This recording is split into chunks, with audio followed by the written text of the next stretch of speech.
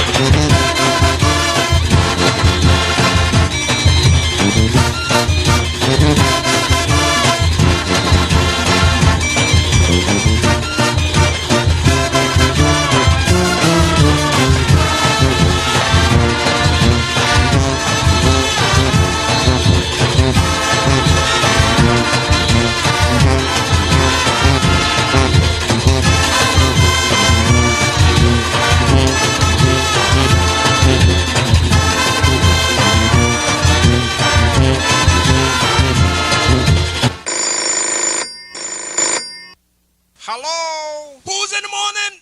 Boots!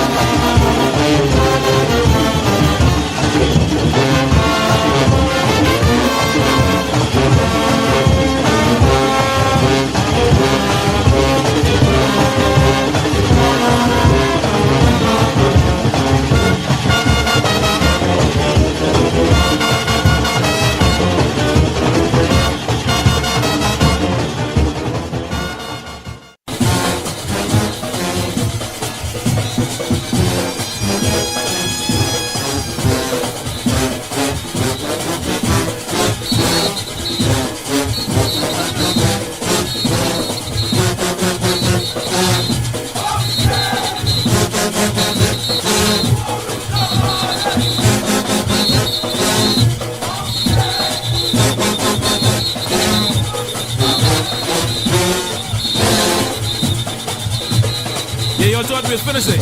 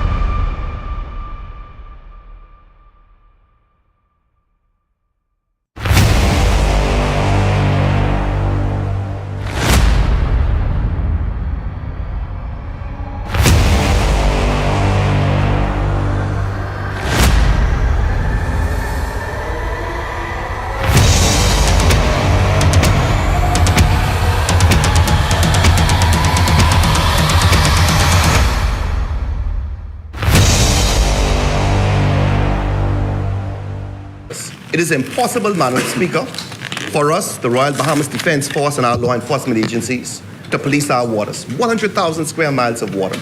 They're selling our country, they're selling our land, they're selling our archipelago of sea and sand. Now break down the acronym like you in class. Oh, they're selling our whole country, ooh, they're selling our heart. We got a whole nation in 73. Now we getting back the whole country. What kind of fools we must be, selling out for a bag of rice and a cup of tea. You know what just bug me? Help me understand. I can't find piece of property for under 80 grand, but I can fix this. I know what to do. I can squat just like them other people try make me do. See, they're selling our country, yes, they're selling our land, they're selling our archipelago of sea and sand. Now break down the acronym like you in class. Oh, they're selling the whole country, ooh, they're selling our heart.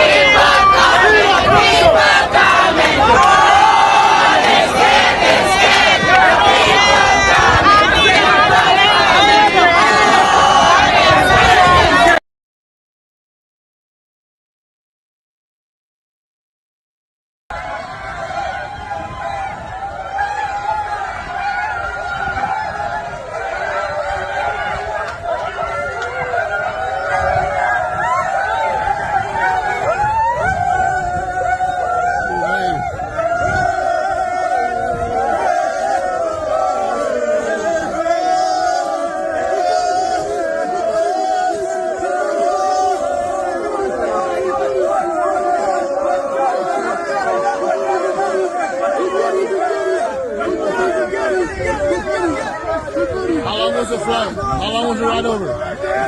How long?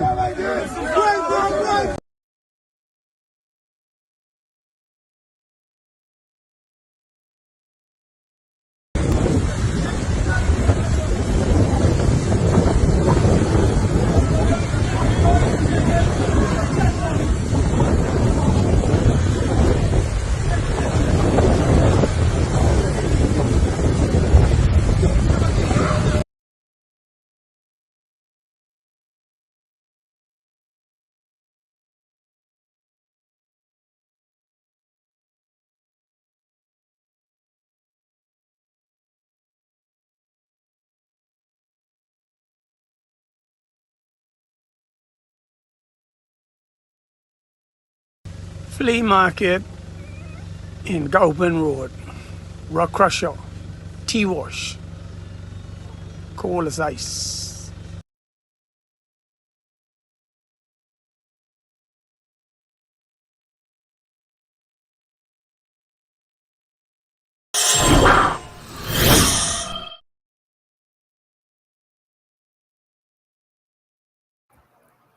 Good afternoon, ladies and gentlemen, and thank you so much for being here. It is always a pleasure to be with you on this Super Bowl Sunday. Thank you for spending this time with us.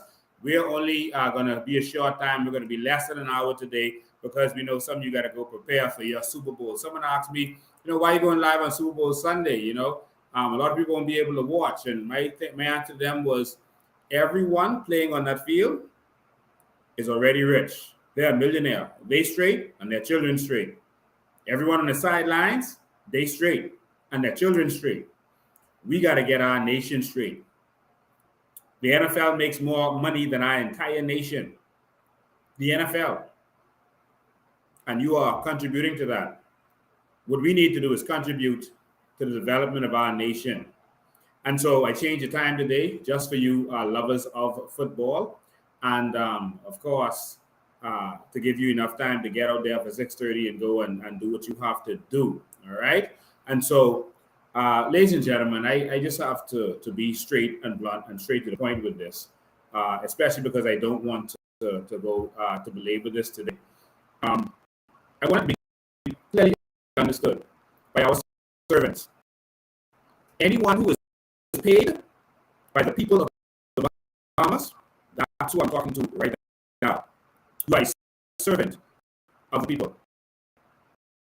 And that includes any government minister, any member of Parliament, any senator, and any police officer, you are paid by us to work on our behalf, not on behalf of the Prime Minister or any corrupt politician.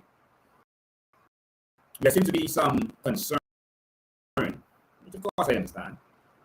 There seems to be some concern that the CARICOM protests will cause the whole world to look at our country differently.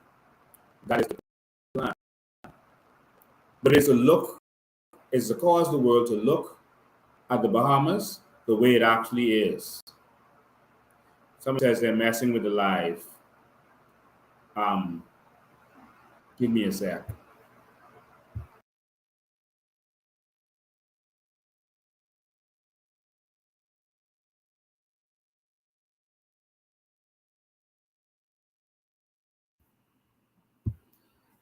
All right, new IP, we should be lost to them right now. So hopefully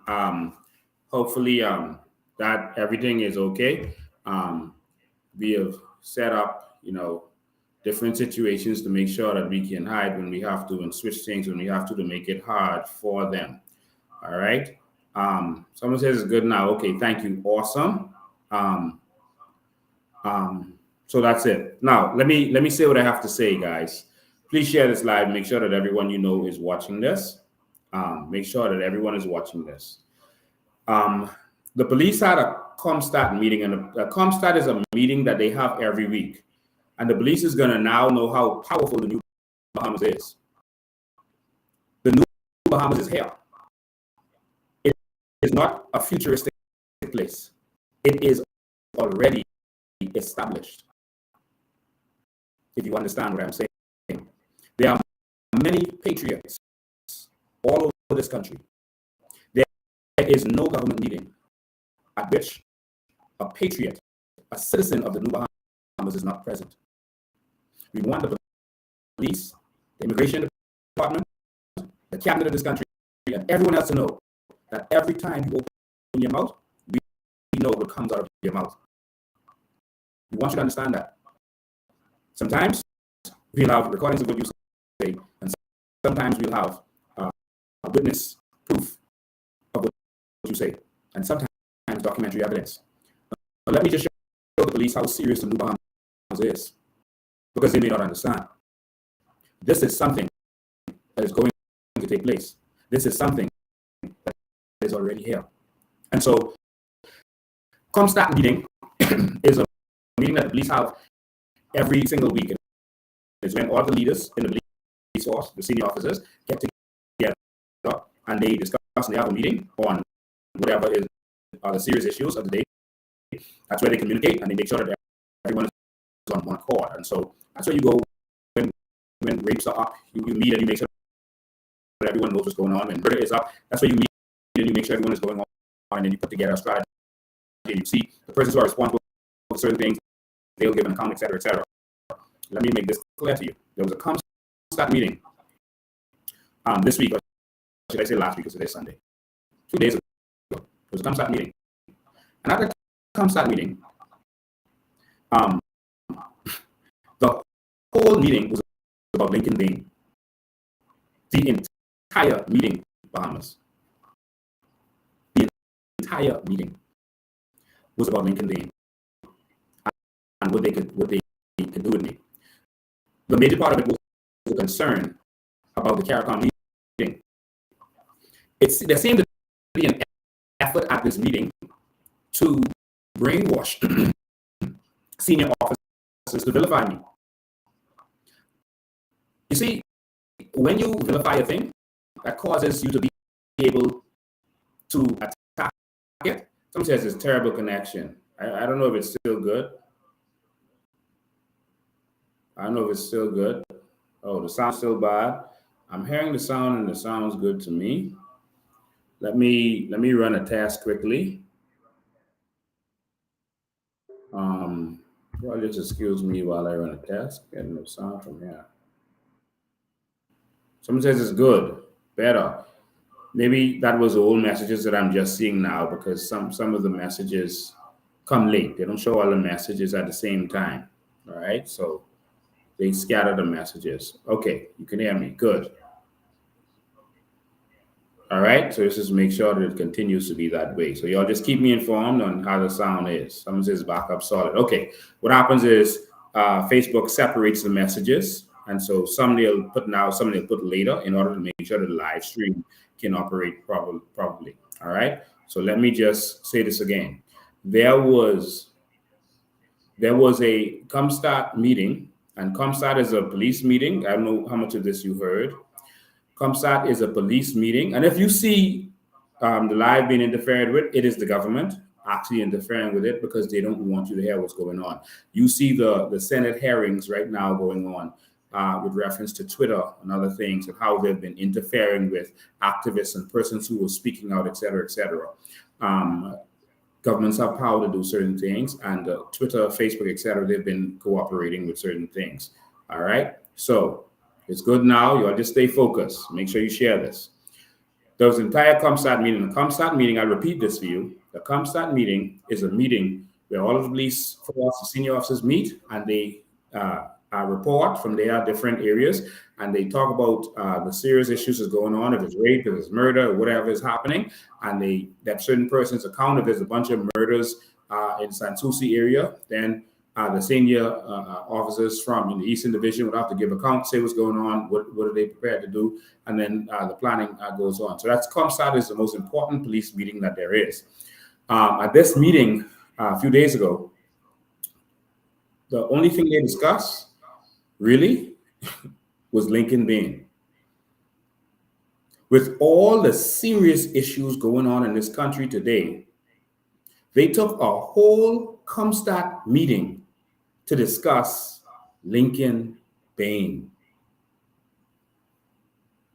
A whole Comstat meeting with all the murders happening in this country, with all the drugs going to this country, with all the illegal immigration happening in this country, all the fraudulent documents, children now getting kidnapped in our country. That's a culture of another country. With all the seriousness going on in this country today, the police had a whole Comstat meeting. And I didn't get this from one source, just in case they want to look. A whole Comstat meeting where the discussion was Lincoln Bain. And so the pair that what they were doing were trying to brainwash the senior police officers. That's how I feel about what I heard came out of that meeting. They were trying to brainwash the senior police officers into vilifying me. And you always vilify things so that you could attack it and no one will care. Because if you kill a puppy, they'll send you to jail. If you kill a mouse, no one cares. If a butterfly comes into your room, you will play with it. But if a roach flies into your room, you will kill it and no one cares. That's vilification. It's like how the original settlers in America vilified the Indians. Remember, you played cowboys and the Indians was always the bad guy. But actually, in reality, the Indians were the good guys. And they were scalped. They would tell you, the Indians scalped people, and they would say negative things about them. But they were scalped. They took their hair to make brushes and other stuff and to do different things with it. They scalped the Indians. Nelson Mandela also talked about how they would vilify, people in Africa and their movement in order to be able to attack them and no one cares. And so this vilification is what you do so that a person can be attacked and they can still have the moral high ground. And so at the meeting, they started to vilify me and say certain things like, I say I care about the country, but, this is going to be the biggest embarrassment that this country has ever had.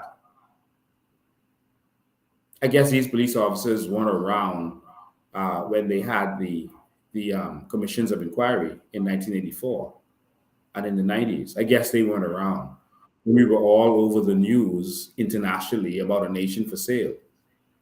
They said this is going to be the biggest embarrassment in Bahamian history. And they said, I am saying that I care about the country, but I would vilify the country like this. Let me make it clear to you, senior officer. I won't call your name. I'm not vilifying the country. We're getting help. Because you clearly, and all of your officers in Comstat clearly can't deal with the issues. I spoke to the Commissioner of Police last week, Monday, about these very issues.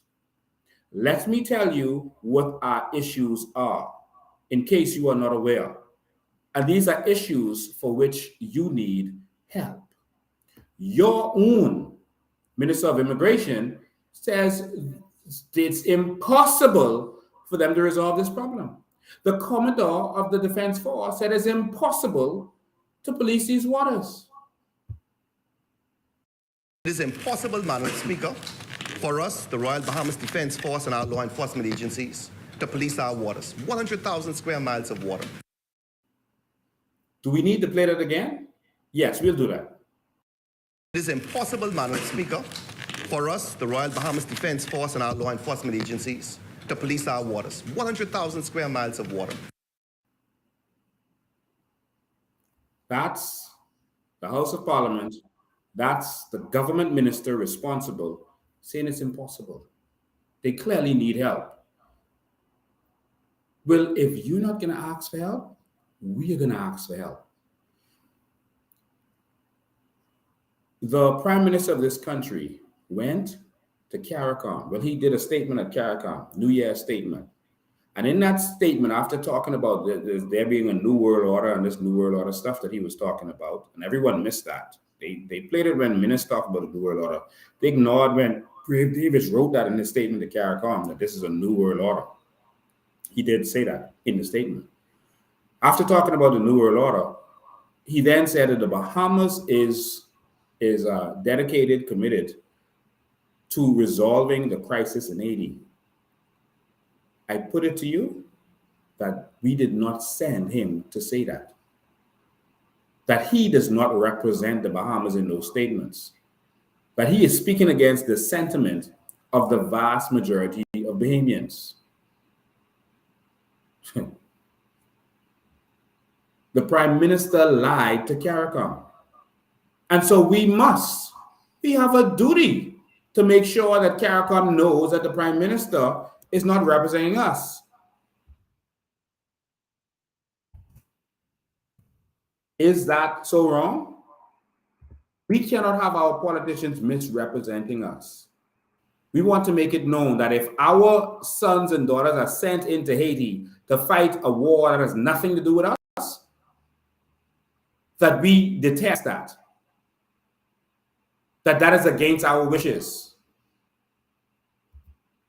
And we want the world to know that ahead of time.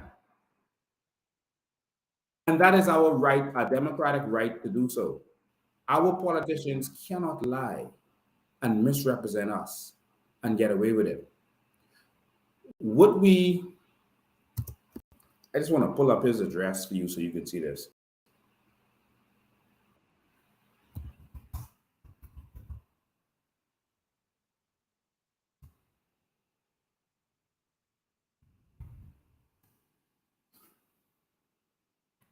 I just want to pull this up so you can see this. I don't want you to miss this.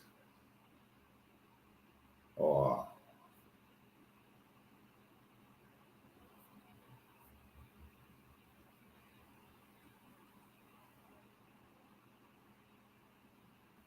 yeah, I'm going to pull this up for you because we always state facts around here.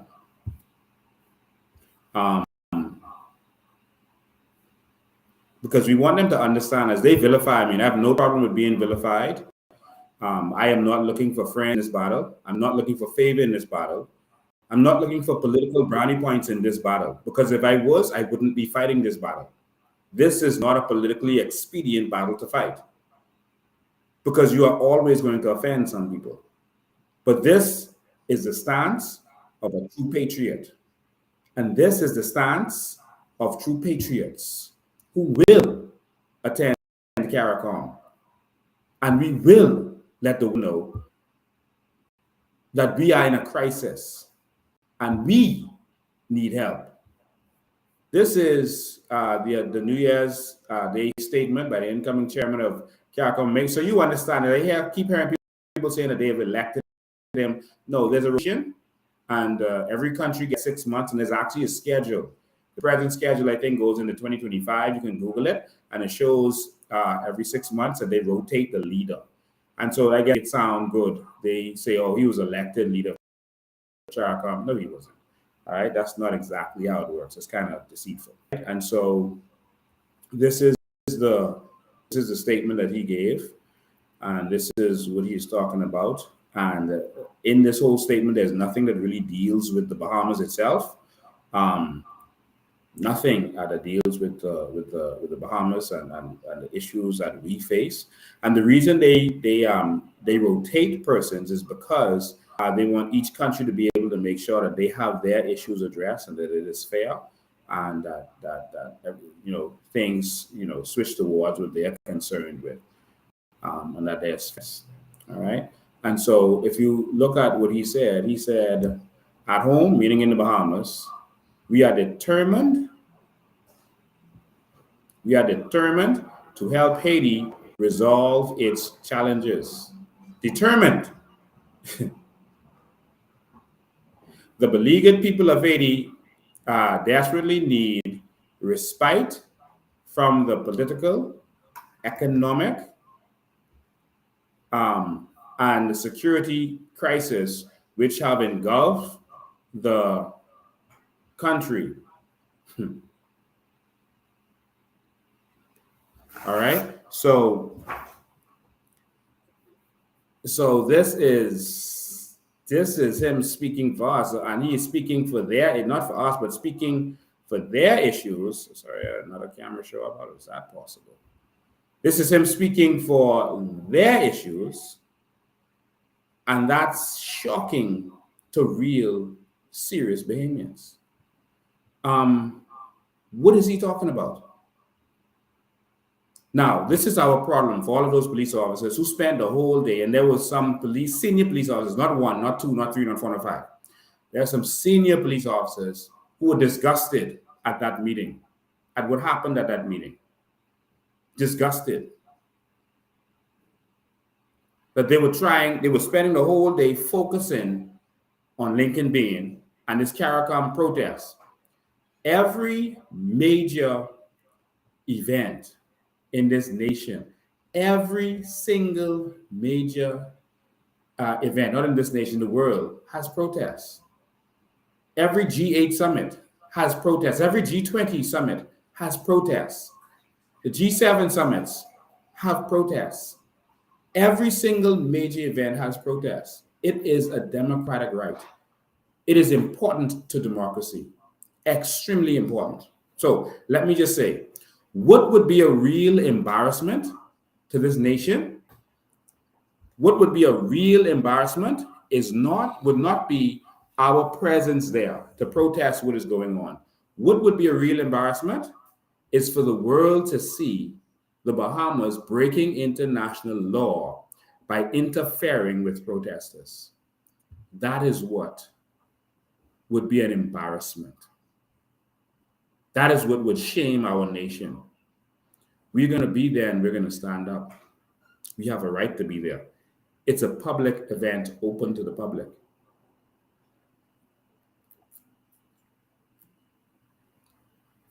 So it's good to let the world see what's going on. Now, we have an immigration crisis, a major immigration crisis that is affecting this entire region. It's not only affecting us. This is not an internal problem. This is not a problem of the Bahamas like numbers selling. This is not a problem of just hair. This is not like prostitution where it affects us. This is not like just about our murder rate. This is not about that, about how many people smoke marijuana here. This is a multinational crisis that's going on. The problem we have, and I want to make this clear to the police officers involved, we are going to get you some help because you can't do it alone. I said something to the police commissioner when I saw him last week. I said, Commissioner, do you realize that we only have 3,000 police officers? Bahamas, do you realize that we only have 3,000 police officers? Now, if you have 300-400 of these fellas coming on one ship, how long will it take them to outnumber our police officers? Well, you don't have to add it up because they already have. If these fellas are the source of the illegal guns and the machine guns and the heavy weaponry in this country, don't you think that they could outnumber our police? There are 3,000 police officers. There are 3 shifts, so all of them can't work at one time. So the most you could have is 1,000. Now, here's the problem. A lot of those 1,000 will be senior officers, office workers, etc., who don't, work on a daily basis. And so sometimes the most you will have is about 500 police officers on duty at one time, tops. They can be overrun like that. And again, that's spread over the whole 700 islands and keys. Don't think that's just Nassau and that all of them in one place who on duty at one time. So a fraction of that is on duty in New Providence, a fraction of that is on duty in Grand Bahama, a fraction in Andres, a fraction in Inagua. Think. This is a serious matter. And we are serious about this. This is serious.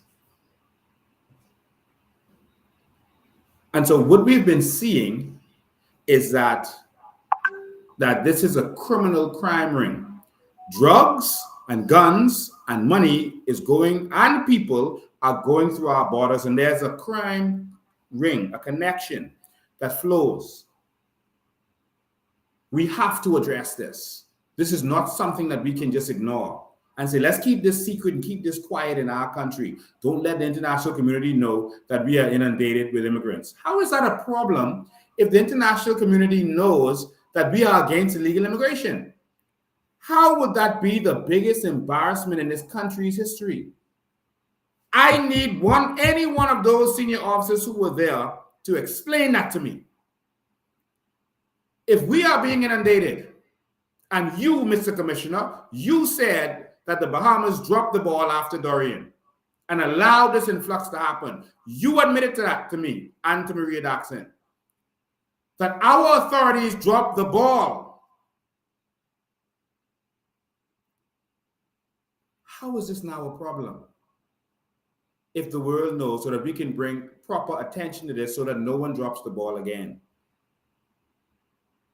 While the ball was being dropped, they were pretending to be doing something. But the commissioner has admitted that they dropped the ball.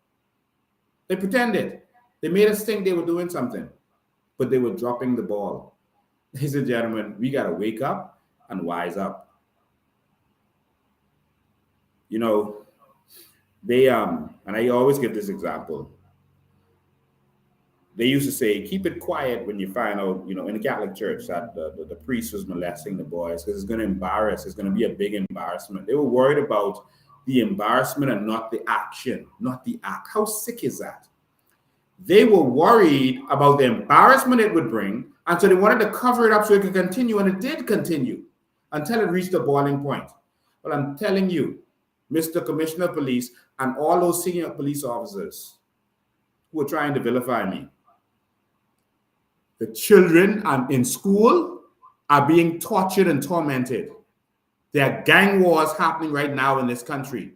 The murders that you are investigating, many of them are related to this same immigration crisis because of the drug trade that is now, to a large extent, controlled by this same network.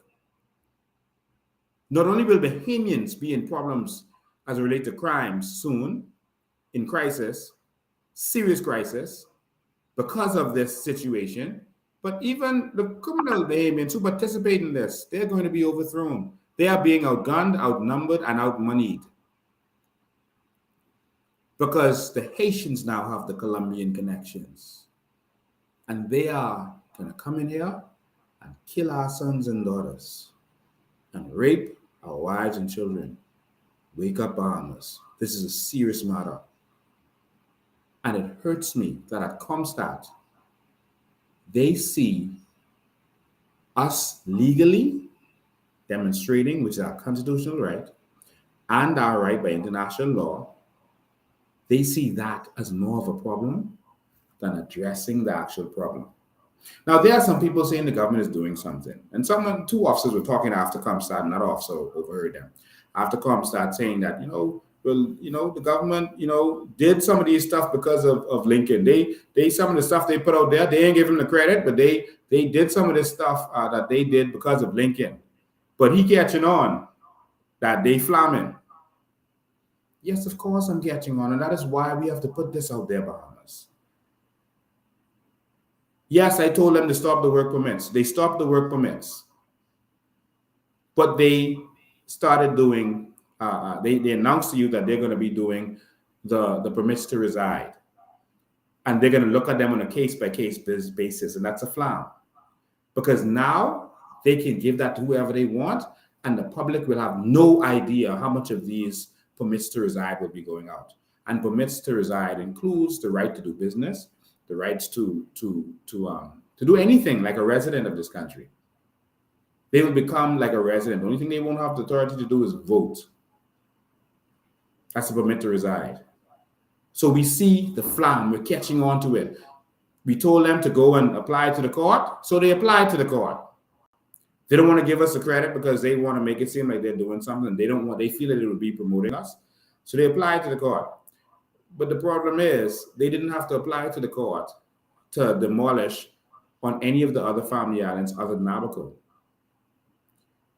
If they were serious thinking of the demolished in Abaco, in Eleuthera, in Andros, in other family islands. In Abaco, they had to apply. But let me tell you what really happened with that application. It was a flam. They actually lost. Because what they got was Abaco is now treated like all of the rest of the family islands, where if they want to, they can demolish. It wasn't an order to demolish. They still ain't demolished yet. Because if it was me waiting for that order, I would have had the tractors in there today. If that order was on Friday, Saturday morning, we'd have been demolishing. You notice Brave ain't demolishing yet? Think he demolished tomorrow? The day after that? The day after that? No. Eventually, if you put enough pressure, they could try to find a few abandoned homes in the shanty town, like how Minus did when he first did it. He found a couple homes that was unfinished. It wasn't finished yet, and he went and demolished those because it didn't affect anyone who would pay government under the table. And so they trick you with these things. So the most they're going to do is go find some, or then go to some family and say, listen, we could put you and your family in an apartment. Let's demolish you so we can look good. But they're not going to go there and wipe those shiny towns out. They're not. It's not going to happen. It's a stall tactic. They think we're stupid. But what really happened was in New Providence and for New Providence, I'm still talking to you police officers because you got to understand why we're going out there. In New Providence, they actually got a restriction on them that wasn't on them before. Before it just said, just come to the course and tell us that you're going to be doing the demolition. Now there's a restriction that it must be a hazard to public health. It's hard to prove. But that's a restriction that wasn't there before. So actually, the government got handcuffs and they lost that case. They didn't win it. Because now, to touch anything in New Providence, they got to go to court and prove that there's a hazard to public health. So all the immigrants have to do is put in a cesspit, basically, and that one name over. Keep the yard clean, and that one name over. Are y'all awake? So I don't want you to feel like these stuff, and the government has talked about, I heard the Prime Minister talk about how they are repatriating persons, they're capturing persons. It's a lie. The U.S. Coast Guard, Cuba, and Turks and Caicos have been capturing these immigrants out to sea. Watch the news, ladies and gentlemen. The Bahamas government has been capturing no one. To sea or on land. No one. This Prime Minister is the Prime Minister of lies. I thought ministers could lie. This gentleman could lie. And they are only repatriating some of those caught out to sea. You see, y'all can calculate those numbers. But the ones who land in the Bahamas, and as you can see, obviously, they are new persons, because if a shanty town goes from 50 acres, and it didn't go from 50 acres. I went from about 5 acres. I was there. If it goes from 50 acres to 500 acres, that's like 4,000 homes if only one home on a lot. That's more than that. But if it goes to 500 acres, obviously more people are coming. But you're not sending them home. You're not even going there to look for them. It's a flam. They're bamboozling you. And this is why we have to stand up and fight, because this is getting serious, Bahamas. This is getting really serious. Don't trust anything that comes out of this Prime Minister's mouth. Remember, he told you that he would not allow the BC rates to go up. Remember, he told you that? Remember, he told you that he would not allow NIB to go up. I told you from after election and before election, whatever you hear him say, you know that that is not the truth. By the opposite of anything you hear come out of that Prime Minister's mouth. Anything you hear him say, you can go by the opposite of it. That's what you know is the truth, and that's what you know is going to happen. You see? He said they were gonna demolish shanty towns, and he came back and said, "Oh, if you demolish shanty towns, it's a humanitarian issue. You gotta have some place to put the people." I have a place to put them, Haiti.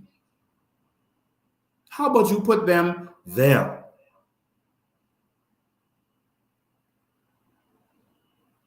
Unless there are Bahamians there on that shanty town. We are inundated, and this is serious.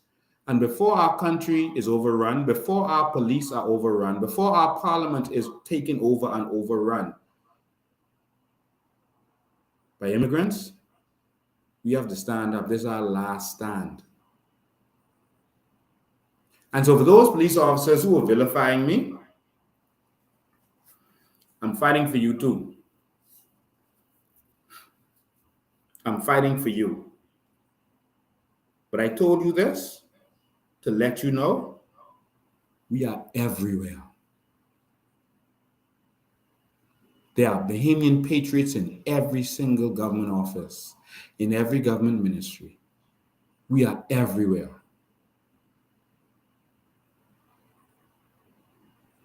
And so we know that you are getting instructions from Brave.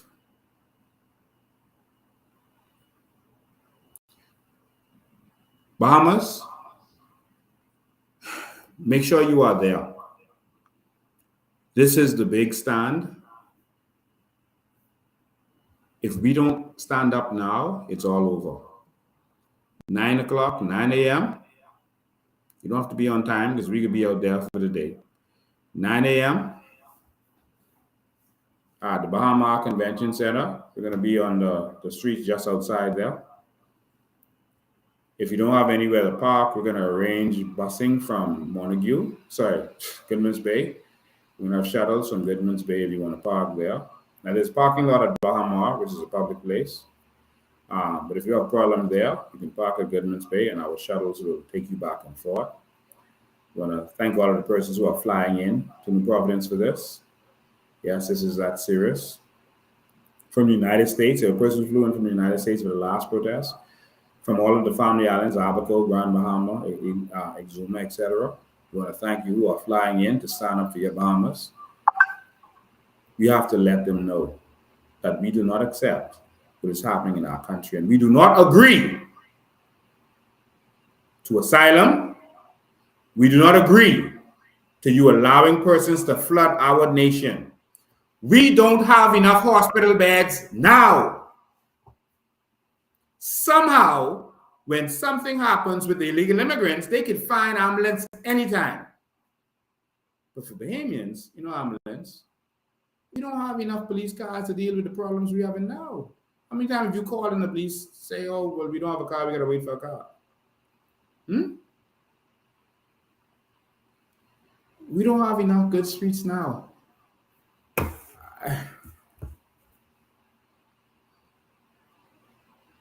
For those officers who were trying to vilify me about this protest, What do we do? Just sit down for another 50 years until there are no Bahamians left? What do we do? This is our country. This is one of my heroes. Everyone has a role model. And by the way, we're also going out because Philip Brave Davis stole our Sovereign Wealth Fund from us by repealing the Sovereign Wealth Fund Act, by putting things in his own name. He robbed the Bahamian people.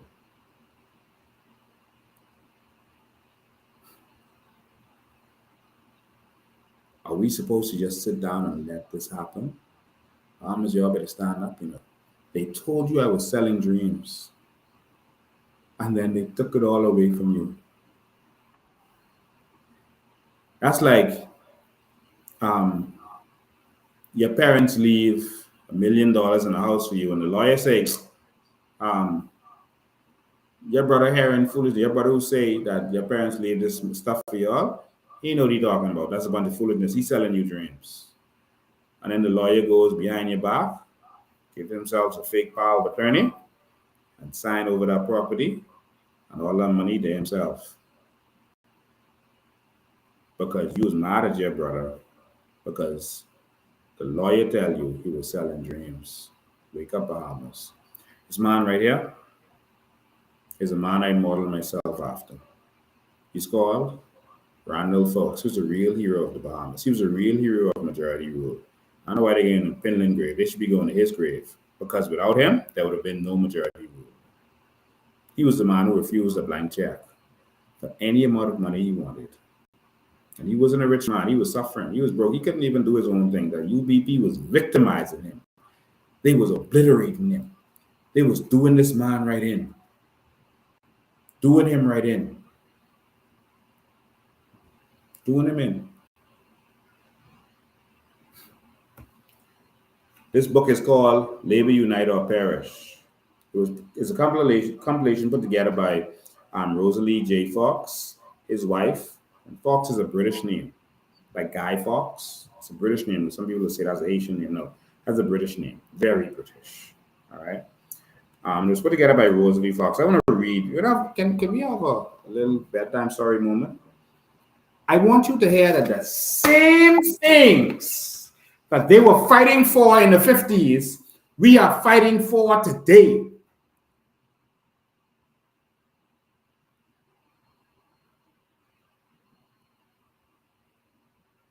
The exact same things they were fighting for in the 50s.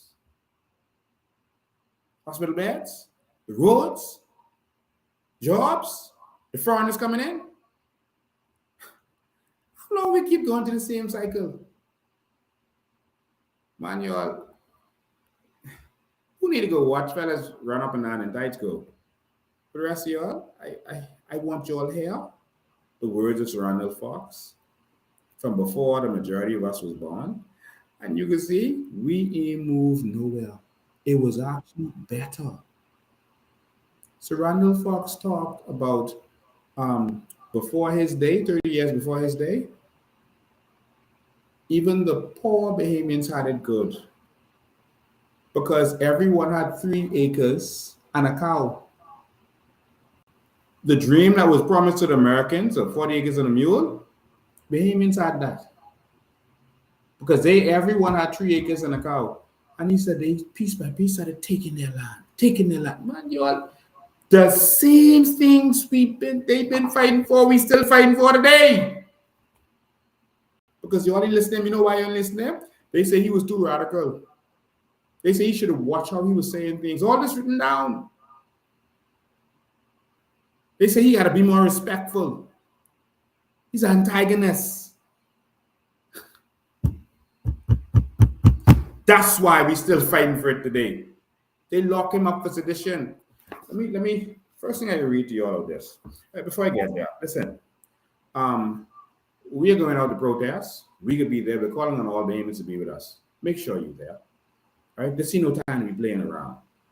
Maybe if CARICOM can pay attention to it, they would realize that this needs to be taken seriously, and our Prime Minister can't just go lie on us and what we stand for. Fred Mitchell has arranged for PLPs to go and protest, him and his PR crew. They pull back when they realize it's going to make them look bad if they seem to be out there fighting against Bahamians who are fighting to stop illegal immigration. Notice only the PLP is standing up for this illegal immigration stuff. Only them fighting against the Bahamians who want illegal immigration to stop. Only the PLP is making noise because they're government in power and they're getting paid to do so. This shows you what the situation is. And so what they're going to do, he said he'll still see if any of the PLPs go there and support them, but he can let some of their trolls organize it so that if it goes bad, they could say, oh, they was just rogue people. They wasn't from us. That wasn't the party. That was Dave them. We're not grandfather's generation, eh? We want y'all to come to show the Bahamas how you are fighting against them. We'll be waiting. All right? Listen, we in some serious trouble. Well, anyway, and so much things to cover, but I gotta end this live short today. Tuesday we'll pick out so much things we gotta cover. We still have a recording of an immigration meeting we need y'all to hear. We'll do that on Tuesday. All right. So Randall Fox, the PLP has lost his way. I want to read some things to you. All right. I want to read some things. So I can read as fast as I could because I don't want to go past 5:30. All right. I'm going to read as fast as I could. All right. Make sure I'm missing none of you. All right. I'll read as fast as I could. This is page 11 of this book. It's page 11. This is April 30th, 1955. April 30th, 1955. That he said, and he used to call us Mr. and Mrs. Bahamas. He was such a patriot. That's Randall, folks. He said, listen, Mr. and Mrs. Bahamas. I'm going to start calling you that because it's your country. I love Randall Fox. And if you listen to his words, he's an amazing, wise man. But we fell for Pinland sweet talk. I think that we would have had a much better country if Randall Fox had taken this. Based on my study of his actions and his words, he loved this country. He loved the Bahamian people. So did Pinland. But Pinland was more willing to sell out to the criminals and even to the UBP to a certain extent. This man proved that he would never sell out. He refused the blank. That's who I would have gone with. But payments like bad treatment. He said, listen, Mr. and Mrs. Bahamas, your name may be next on the list of persons wanted by CID. CDU used to be called CID for the young people. He said, you are apparently safe today, but will you be safe tomorrow? When a police officer places a foreboding hand on your shoulder, what is the first thing that comes to your mind? The courts, naturally, and the way the judiciary is constituted. What stance will you have before a judicial structure that does not include even a court of appeal? They didn't have a court of appeal back in the day. But he was actually talking about the fact that he would be harassed by police, that they would be used as puppets and do their bidding. According to Paul Roll, the last commissioner of police, he said ministers made him do a lot of things he didn't want to do. He was a coward. He was, and now admittingly, a corrupt coward because he did what ministers instructed him to do and did ministers' evil bidding. And it is proof now that our police force was corrupt while he was there. That this stuff happens. He was corrupt. And he admitted that himself. I want to read, see if I can pull this up for you. I want to read what a little poem that Randall Fox cited. I want to read this poem, a little satire that he did, with apologies to A.G. Bennett, a Jamaican poet. This is from May 21st, 1955. Y'all stick with me. I'm going to tell you something. It said, after a time, when men of other lands possess our native strands, we'll have to climb the blue hills high to view sea waters warm and blue, after a time. After a while, such folk as you and I must pass the beaches by without a smile. For monstrous iron doors shall hide Bahamian shores after a while. There comes a day when only favored few shall have and play. The rest of us must look on beaches from a book. When comes that day? May I not stay in this land of the free? If in this azure sea I cannot play, I'd gladly go far away from where conventions bar me from the bay. He talked of a day where we would be pushed away from the beach. It sounded ridiculous at the time, but he said after a while, Bahamians will get pushed away. It came to pass. Randall Fox was a prophet. There's so much, I don't have time for all of it today, but Randall Fox was a prophet. He prophesied so many things that now are in existence. In this article, he was talking about the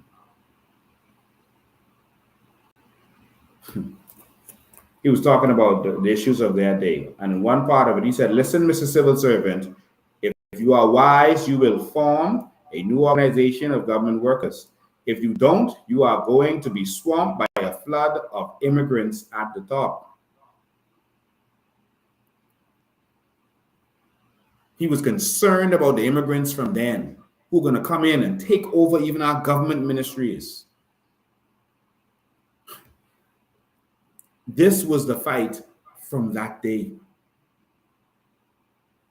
Jesus. I want to read this one, and I'm going to read this in full to you. Bahamas, please listen. Don't go nowhere. Please listen. Because they didn't listen to Randall Fox. And that's why we have all the problems that we have today. Y'all, please listen to this man's words from the grave.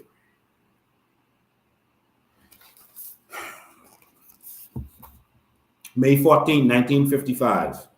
It says men wanted. And this is a message to all of our men. You know why? Because it was the women who were coming out. The women who were on the protests. The women who were on the marches. And he was like, we need strong men to stand up. You'll organize yourself. You'll get together. The men were the breadwinners, so they were cowards. They were afraid to get fired, lose their job, be seen. And he was like, men, if you don't stand up, we gone. God, please listen to the words I'm about to read to you. His listen, Abaco. He said, listen, Abaco, Andros, and Aucklands. Listen, Cat Island and Crooked Island. Our greatest need today is men. No, not prima donnas, but men. Stout-hearted men who know what is right and are willing to stand up for it. Who know what is wrong and are willing to fight against it. Listen, Grand Bahama and Bimini, search amongst yourselves and find men to represent you. Sons of the soil, you must have before your burdens can be eased and your labors rewarded. You need them. Your children need them. The Bahamas needs them. Listen, Harbor Island and Inagua. Listen, Long Island, San Salvador and Rum Key. Leadership is needed today to strengthen what is right in your town and to stamp out what is wrong. Too long have you carried the torch for false prophets and those in sheep's clothing. Talk over the idea with compatriots in your land, and the result will surprise you. Deep down in the heart of every man, there's a binding sympathy which needs only contact with another to produce some tangible result. Delay no more. Start today to look for a leader. Listen, Mr. Out Islander, there are roads in the native lands of your brothers which were better 100 years ago than they are today. See, they was talking about the roads. There are pathways that are deep in mud, rendering them impassable. The horse pond is close to the spring well. and dung oozes into it. The walls of the public schools are black from neglect, and dirt and filth covers the rotten floors. This is where the leaders of tomorrow are reared. This is where an infant spends a large part of the day sprawled on the floor with a bit of bread in his hand. This might be your child. Tell me, Mr. Out Islander, suppose your son was suddenly taken ill. Is there a doctor nearby? Ooh. Suppose your wife needed a serious operation performed. Could you obtain a bed in the hospital? Wow. He must have been in a time machine. He says, don't answer this. After all, this is only 1955. I do not mean to offend, but tell me, is a sincere effort being made by your representative to improve the health of your community? Is provision made for poor children, the aged, and the crippled? The Bay Street Boys will call me bad names, just like they do with me. They were vilifying him. They call him everything except the child of God, everything you could name. The Bay Street Boys will call me bad names for asking these questions. They will say I am an agitator, but all I want to know is whether after 200 years of representation, there is in place a system of local government. Are you a part of the decision-making process? Listen, Mr. and Mrs. Bahamas. Are your schools spacious, properly equipped, and in good condition? Are your teachers qualified and paid well? Please tell me, do your representatives take steps to have families decently housed? Is there continuous planning for the improvement of residential areas, parks, and roads? Are good jobs available? Do labor, industry, agriculture, and government work together to ensure the sound economic growth of your community? Are dangerous tensions kept at a minimum by the avoidance of discrimination and injustice? You will say that I am wasting your time. But Mr. and Mrs. Bahamas, these questions are standards by which the work for any representative can be measured. Honestly, answer them and you will know who not to re-elect. Avoid the answers to these questions and you will sell yourselves and your children further into slavery. Listen, Mr. and Mrs. Bahamas. How come the Bahamian project workers on the United States farms pay 2.5% income tax when the rich banks, insurance companies, and other multinational investors are required to pay not 1 cent income tax? Pray tell me, it has been said that money is blood. The more it circulates, the more healthy the community becomes. But the Bahamian people's money is like ice. And by the time it passes through so many hands on the way to the worker, it is all melted. That is why I say, Mr. and Mrs. Bahamas, we need men who are closer to the people, men who are willing to step out in the vanguard and speak out. And when necessary, to talk back to authority. We need strong men and women, too, who will see in every obstacle an opportunity, in every difficulty a challenge, and in every block a stepping stone. We need men who dare to shout no to the dictator's demand for his vote. Tell him that you don't want his 5 pounds or sack of flour. Tell him that you are fed up with the lecherous activities of the corrupt syndicate. If you accept 5 pounds or sack of flour in exchange for your vote, soon the trumpet will blow and you will shout, which way is the promised land? The New Bahamas. And the mocking voice of tyranny will reply, you've had it, brother. You've had it. Then you will realize the extent of your folly. But the expression of this clarion call for men needs the mind of the poet Holland, who wrote, God give us men. A time like this demands strong hearts, true faith, and ready hands. men whom the lust of office does not kill, men whom the spoils of office cannot buy, men who possess opinion and a will, or who possess opinion and a will. Sorry, can't see this clearly. Men who have honored, men who will not lie, men who can stand before a demagogue and damn his treacherous flattery without winking. Tall men, sun-crowned men who live above the fog in public duty and in private thinking. Look around for these men, and when you have found them, select them as your leaders. To this I say, amen. These are the words of Sir Randall Fox, a giant of a man, a giant. There's some more I want to read to you about what he talked about, and I mean this other one that he did on May 28, 1955.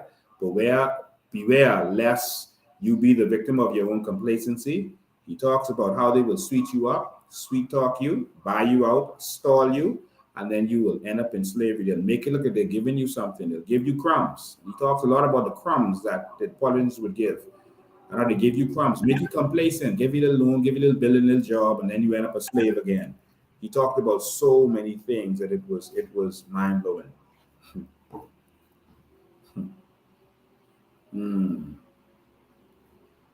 There's so much I want to say to you, but I'm going to leave it there. He also talked about how they vilified him. They told him he needed to ease up. He was too radical. There's a lot more I'm going to read to you. And go and get this book. Go and get The Faith That Moved Mountains. And go and get this book here. It's called Labor, Unite or Perish. This will give you a good look into history and what they went through in those days and what we are going through now. It's amazing. I just want to read you one little more, and then I'll be out of here so you can go to your Super Bowl. But the issues have not changed. I wanted to read more of this. The issues have not changed. The immigration issues, the roads, the hospitals, the education, the corruption. They were getting more back then because £5, if you read another story, you realize that £5 was a week wages that they gave to hotel workers during the winters, and then they gave them about £3 during the summer when it was slower. And so £5 is what you got a week. So they gave you a week wages to buy your vote. Today they giving you $50 in a t-shirt. At least they were selling out for a little more. They got a week wages. A normal week wages. You're selling out for $50 in a t-shirt. They got a week wages or a bag of flour. Oh my God. Let me just read this last thing and we'll touch on some other stuff later. I ain't watching no Super Bowl.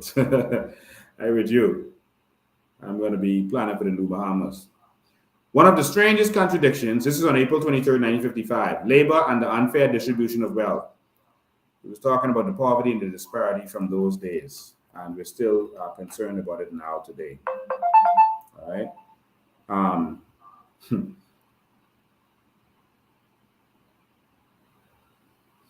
Well, before I read it, I'll just read you from April 16. This is a little piece. It says, this is a different one. Then, gentlemen, delay no more. Refuse to accept the crumbs from a platter. Stand up and act like men. That's what he's saying to the Bahamian people. Stop taking the crumbs from the platter, man. Stand up and be men. Unite now for a better tomorrow, he says. There are others who understand your plight and are willing to help you. All of you, the boatman, the carpenter, everybody else, I'm going to skip over. All right? He says, on this subject, I do not wish to think, speak, or write with moderation. Because they told him he needs to speak with more moderation. He is too violent, agitates too much. And he cusses. He says, damn, when he speaks. That wasn't acceptable in those days.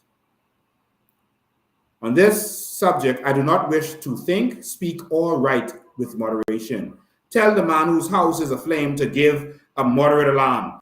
Tell him whose wife is in the arms of a rapist to rescue her moderately. Tell the mother to moderately rescue her babe from the path of a fast approaching automobile. But urge me not to use moderation in arousing long oppressed Bahamian laborers. I will write until labor's cause is heard, until Bahamian labor proves that it has the guts to organize, and the government the integrity to bargain honestly. There is no safety for anyone except in freedom for all. The same issues. Stop taking the crumbs. Stand up. You know, they say, oh, he was gaslighting. That's what they would have said if he was alive today. Oh, he's gaslighting. He's overreacting to everything. That's what they said.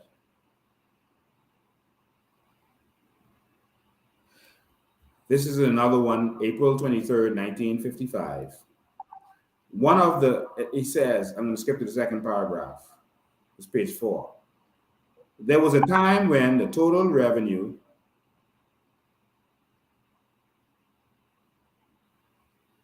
I'll read it from the first paragraph, right?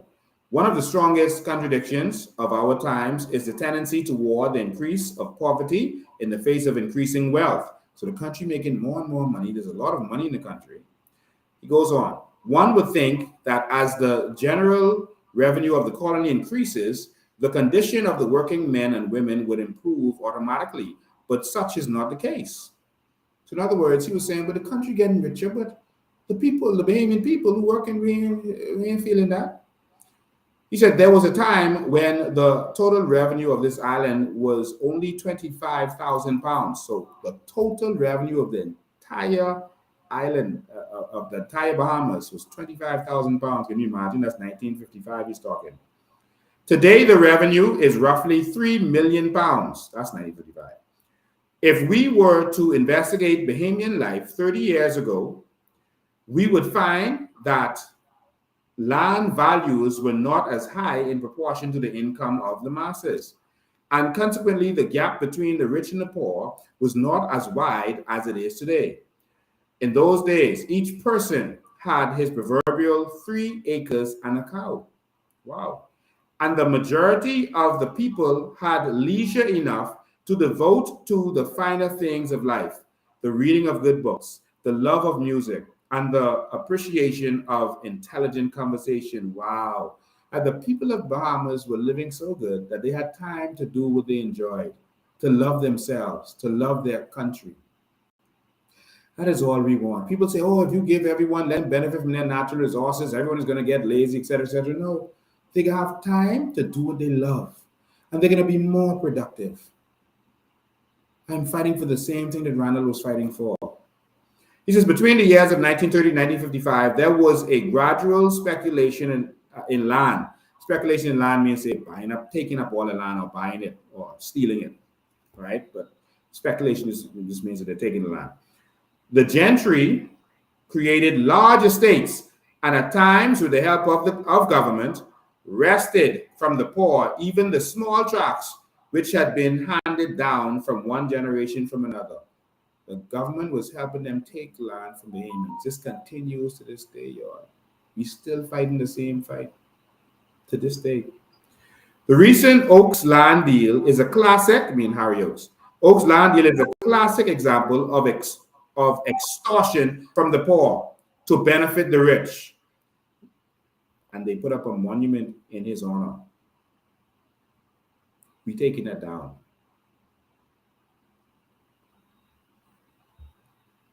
These working people have been deprived of their land, were driven to work for little or nothing, and in doing so, a way was paved for their eventual enslavement by the powerful interests. They keep you poor and keep you poor, so if you didn't want to sell your land, you have to sell it, or if they take it from you, you didn't have the money to go to court and challenge them and fight them. Do you see, Bahamas? Do you see what we're fighting for? Officers who were in Comstat, who are vilifying me. Are you understanding what I'm fighting for? That I am fighting for what Pinlin and Randall Folks and Marlo Butler fought for. We have to make the Bahamas great again. We have to carry on their legacy. What Ingram and Christie and Minnis and Davis have stolen from and are stealing from us, we must restore the Bahamian people. This is our fight. Because they were fighting, I'll read the rest of it, I'll read it another time. They were fighting for labor, for us to be able to work. Because he talked about the three segments of wealth, the three segments of capitalist society, which is land, capital, and labor. He talked about it in this book. And it is in Wealth of Nations, which is the book I showed you a few lives ago, where capitalism comes from. Land, which the wealthy own, and they make money from their rents and the business that goes on the land. Capital, which the finances own, they keep all the money. And then the labor, you do all the work. And you become a slave to the first two. And the first two work together to keep you poor. That is what he talked about in his book. But there's a new philosophy. That is the new Bahamas, where the Bahamians will benefit from their land, from their natural resources. And we will not be the lower class anymore. The foreigners who come in to work for us will be. We are not saying that no foreigners should come to this country. We will need Filipinos to come and work for us. We will need Haitians and Jamaicans to come and work for us. But the difference is they will come and work for us because the natural resources will be taken from our land. What they did to take power from you was take the land from you. The slave masters left the land for Bahamian people. They stole it away from them. Don't you see it? He said, everyone had their 3 acres and a cow. What's the norm? You need something, so you go there, you go fishing, you go sell your fish, you go sponging, you do whatever, you relax. Because you had your 3 acres. And they started to make you so poor that you had to sell your land. They started to take that land from you. And because you couldn't read or write, because they kept you uneducated, because you didn't know what was going on, they get you to sign over stuff to them. Bahamas, y'all stand with me. The evolution has begun. What I am doing, I'm doing for a good cause. I'm doing this to transform this generation. This is the fight of the new Bahamas. This is Bahamianization 2.0. The real Bahamianization, which is not us being slaves or labor, which was their fight. This is us being the owners. They couldn't see how we could be the landowner or the financer, because the financiers would only give to the landowners, and the financiers wouldn't give to the lower class. And so they wanted us to just have a fair shake, to get jobs, and then to work together. And by pulling together, we would get stuff done. That's a 100-year process. But if they had known that if we just owned the land was the power. The natural resources are in the land.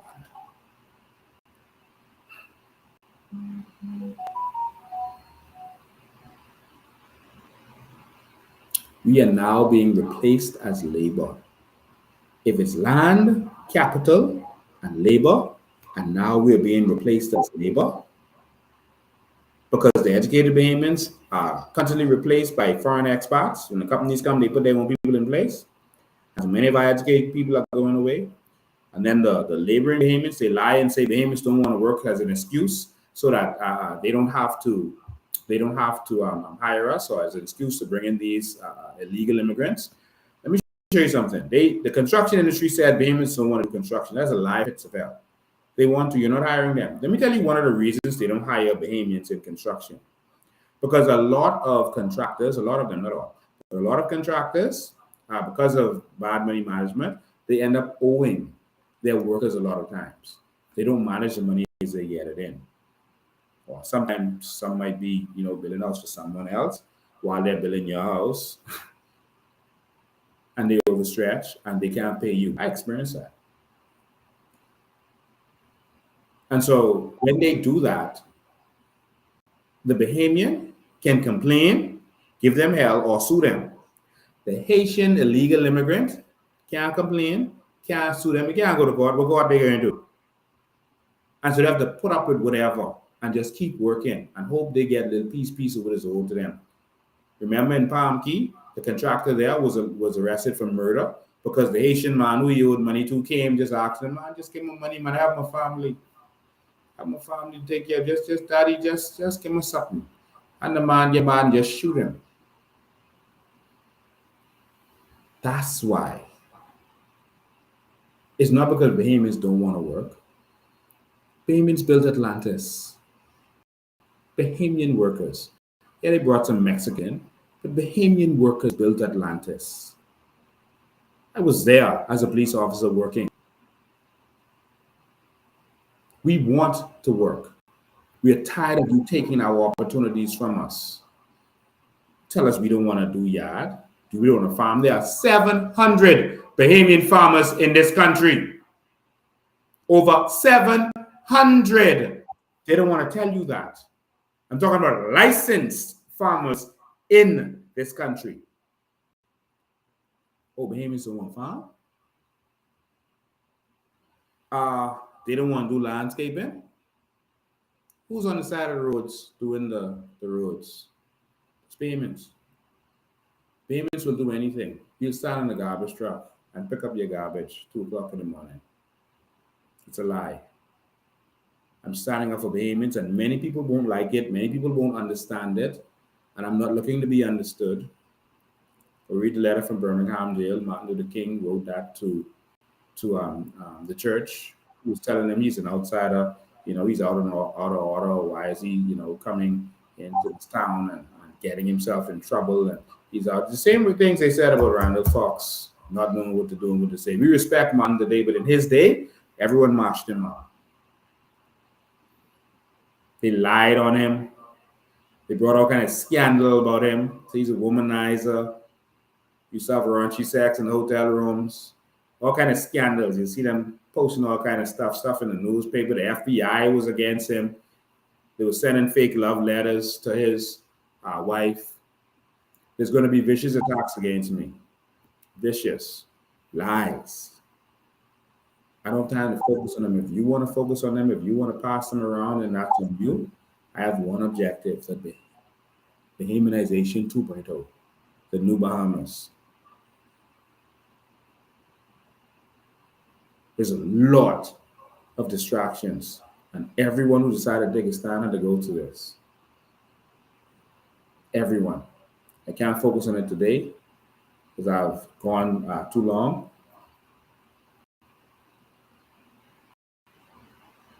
Fred Mitchell put out a statement, and I don't even focus on him, and he, in his statement, he called me an SOB. I just have to address that because he called me a son of a bitch. Fred Mitchell did. Calling me a son of a bitch means that you're saying something about my mother. Fred Mitchell, I give you one more opportunity to change your ways and be a diplomatic member of parliament in this country. I'm not going to answer to a man who says something like that about my mother, and it took me a couple of days to respond to you, Fred Mitchell.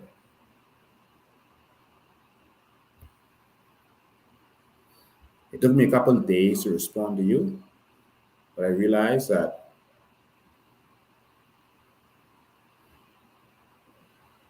I'm not going to answer someone who has had sex with more men than my mother did.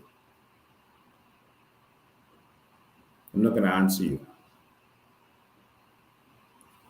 I think instead of doing a whole voice about Lincoln Bean and the police officers doing a whole Comstock meeting the whole day about Lincoln Bean, I think you all need to concentrate on the issues of this country. You did a whole voice note calling me the devil. Now they're talking about people who disrespected Brave Davis. And I agree, some of the statements were disrespectful.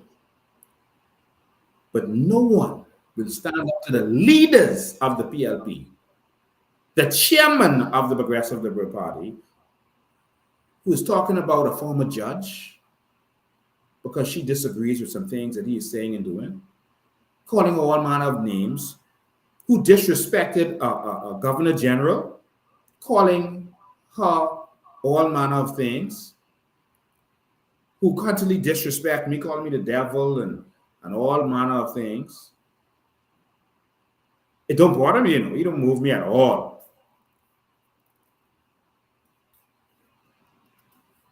Fred Mitchell don't move me at all. But what bothers me is that people will still vote for that.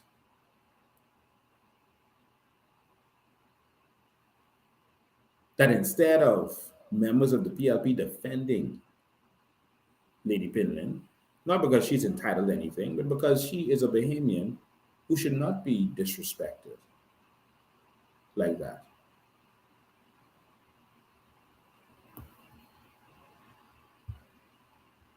You know what?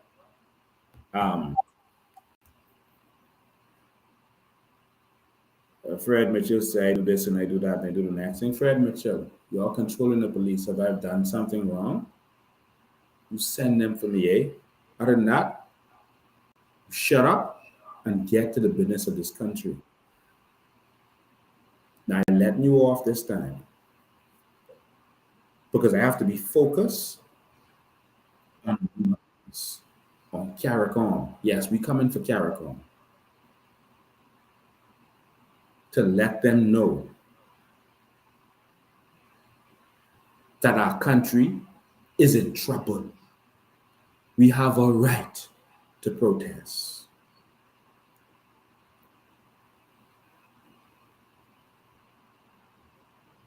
So I'm not going to answer Fred Mitchell.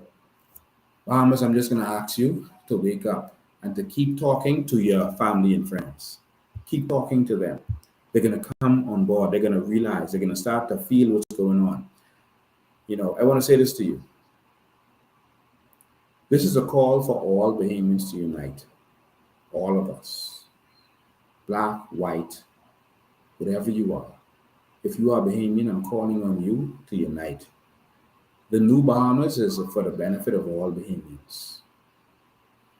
If you allow them to keep us separate, if you third-party leaders decide you want to stay separate for whatever egotistical reason, if you, the Bahamian voter, if you allow them to keep us split between PLP and FNM, you're going to keep the same cycle that was going on from Randall Folks Day.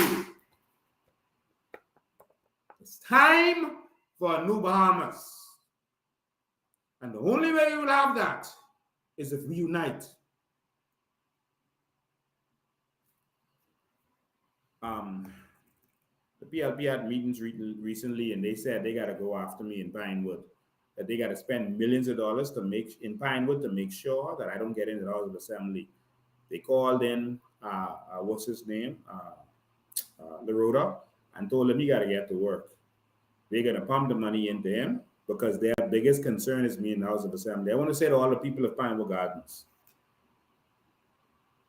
Pinewood Gardens is who I am. Pinewood Gardens is who you are. Pinewood Gardens shaped the man that I am today. It shaped me into a courageous, intelligent young man who does not fear anything that they could bring from me. I am street smart and book smart. I have lots of experience. Pinewood made me the man that I am. Surviving Pinewood made me the man that I am. Playing basketball on Pinewood Park, learning my social skills made me the man that I am today. Some of the amazing, talented men and women in Pinewood Gardens made me the man that I am today. I'm only asking y'all to put aside party politics just one time and let's see. Let's see. So they're calling around now, offering people jobs. Laroda was actually out campaigning on yesterday, actually. Um, they're calling around and offering people jobs. They're gonna make sure they have the back to school giveaways, the Christmas giveaways, and all that. That's your money. Take it. But let's try something different. Just one time. We need something new. We need something new. Yep. They're going to give you the jobs. Take it. That's yours. Yep. They're going to offer you lots of money. Take it. That's yours. But guess what? Just know that that is only happening because a Pinewood man is a threat to them. Remember I told you this a couple months ago? That because I am a threat to them, they're going to have to cater to you. They're not doing it because they love you. And as soon as the threat is moved, because you vote for them again, I ain't got time for this.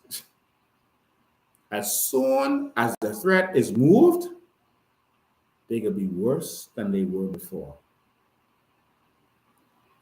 Don't fall for their tricks. Take the jobs, take the money because that's yours. But we got to stand up. They've been swinging us back and forth over and over. And so they think that the £5 and a bag of flour is going to buy you. And maybe it will, you know. But if it does, let the suffering continue.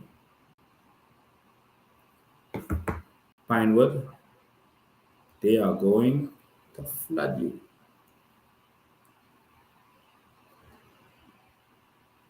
If they're just afraid of a Pinewood man getting in the house, they ain't just afraid of me being prime minister, you know. They're afraid of me getting in that house because I know the power of a member of parliament. That's what they're afraid of. You'll stand with me and you'll stand up. You hear me? Stand with me and you'll stand up and let's unite. I am going to take, what time is it? It's 5:30. All right, so I'm just going to take a few minutes.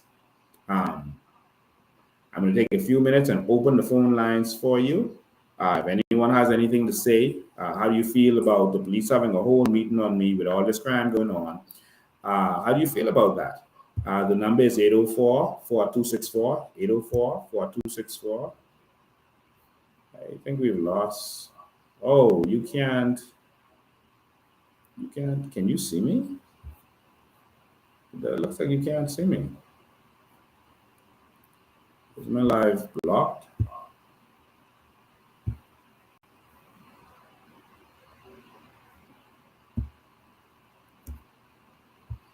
Okay, I don't know what's going on. Something is going on. Jesus. I don't know if you could see me. It looks like everything is free, it's frozen. Let me just take a quick look and see if you can still hear me, but you just can't see me. But it looked like this whole thing has been attacked. Oh, I can look right from here. It looks like the whole live has been attacked. Let me see. Okay. All right. See that you can still hear me. Oh, you just can't see me. I don't know what went down with that. Just give me 1 sec. Let me see what I could alter here.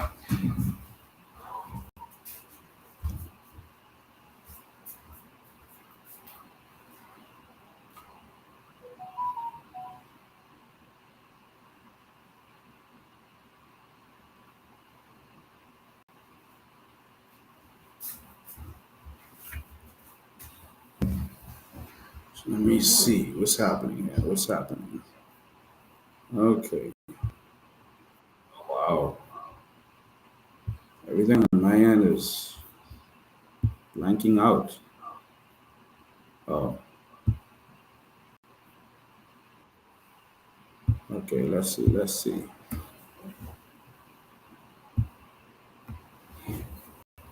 Yep, our live is under attack. Just give me 1 sec.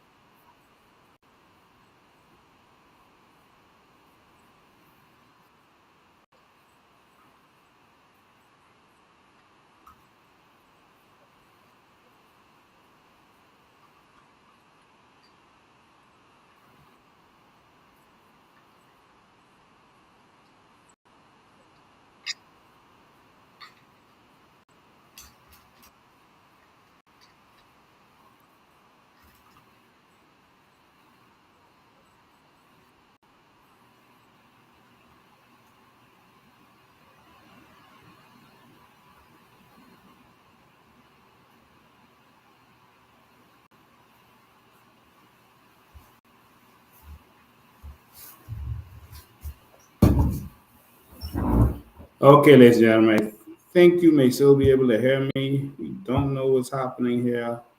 We're trying to reset this whole thing. Gonna give it one more try. The video started playing just now, and we don't even know how that video played. I am 100% sure that this device is hacked because I wasn't even standing near the computer when that video started to play.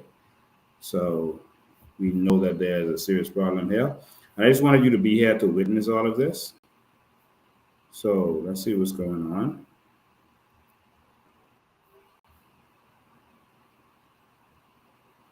This is particularly strange.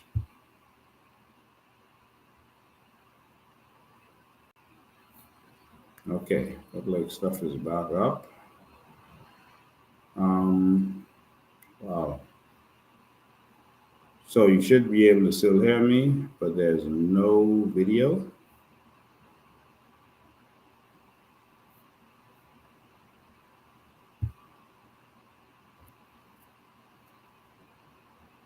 Okay, you're just seeing dark. So yeah, ladies and gentlemen, this whole thing is going absolutely berserk on us.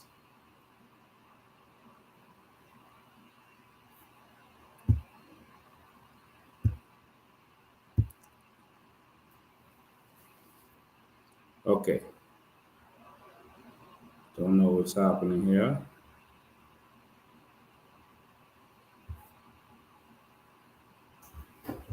Okay.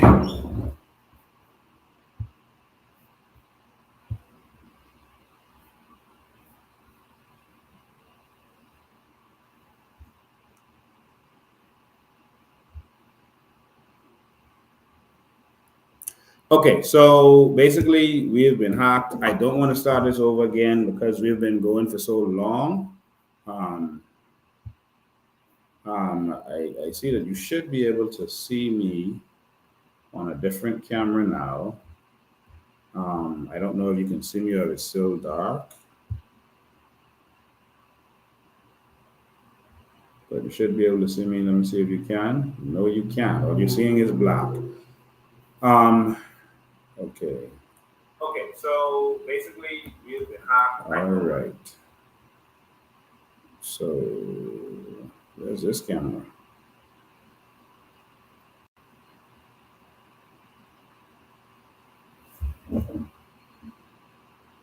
Yeah.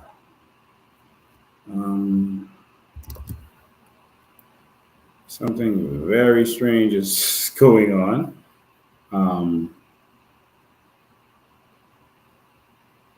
There's another camera in this room that is not a camera of mine, but is actually showing up on my screen. That's amazing. There's literally another camera. I gotta take a screenshot of this.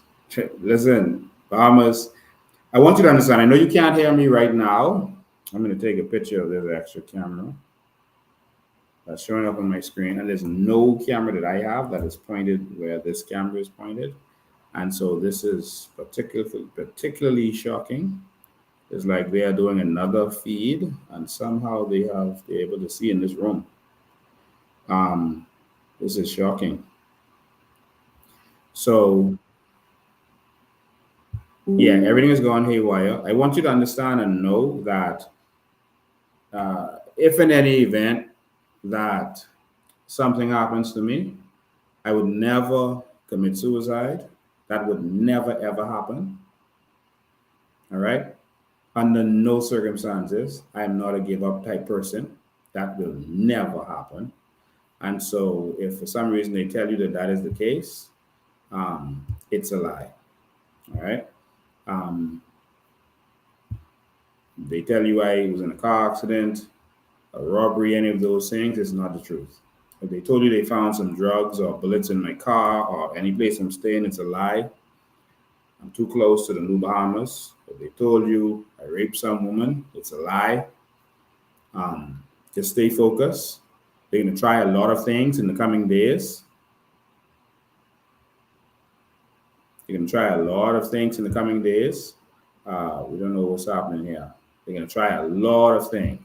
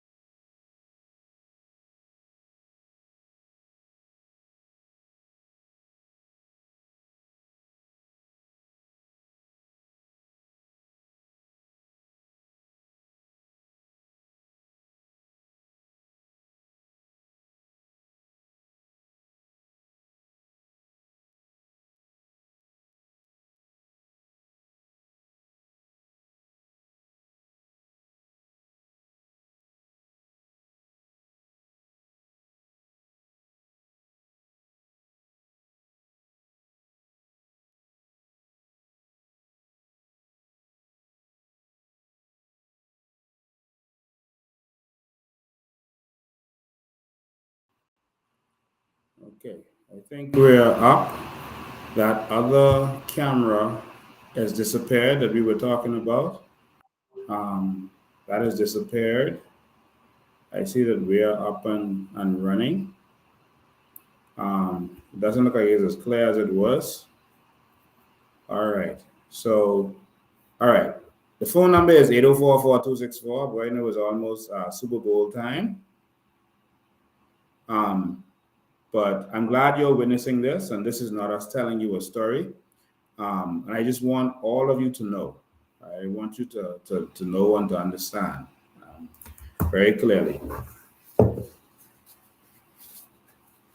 There are some people who want to hold on to power. There are some people who are desperate to hold on to power.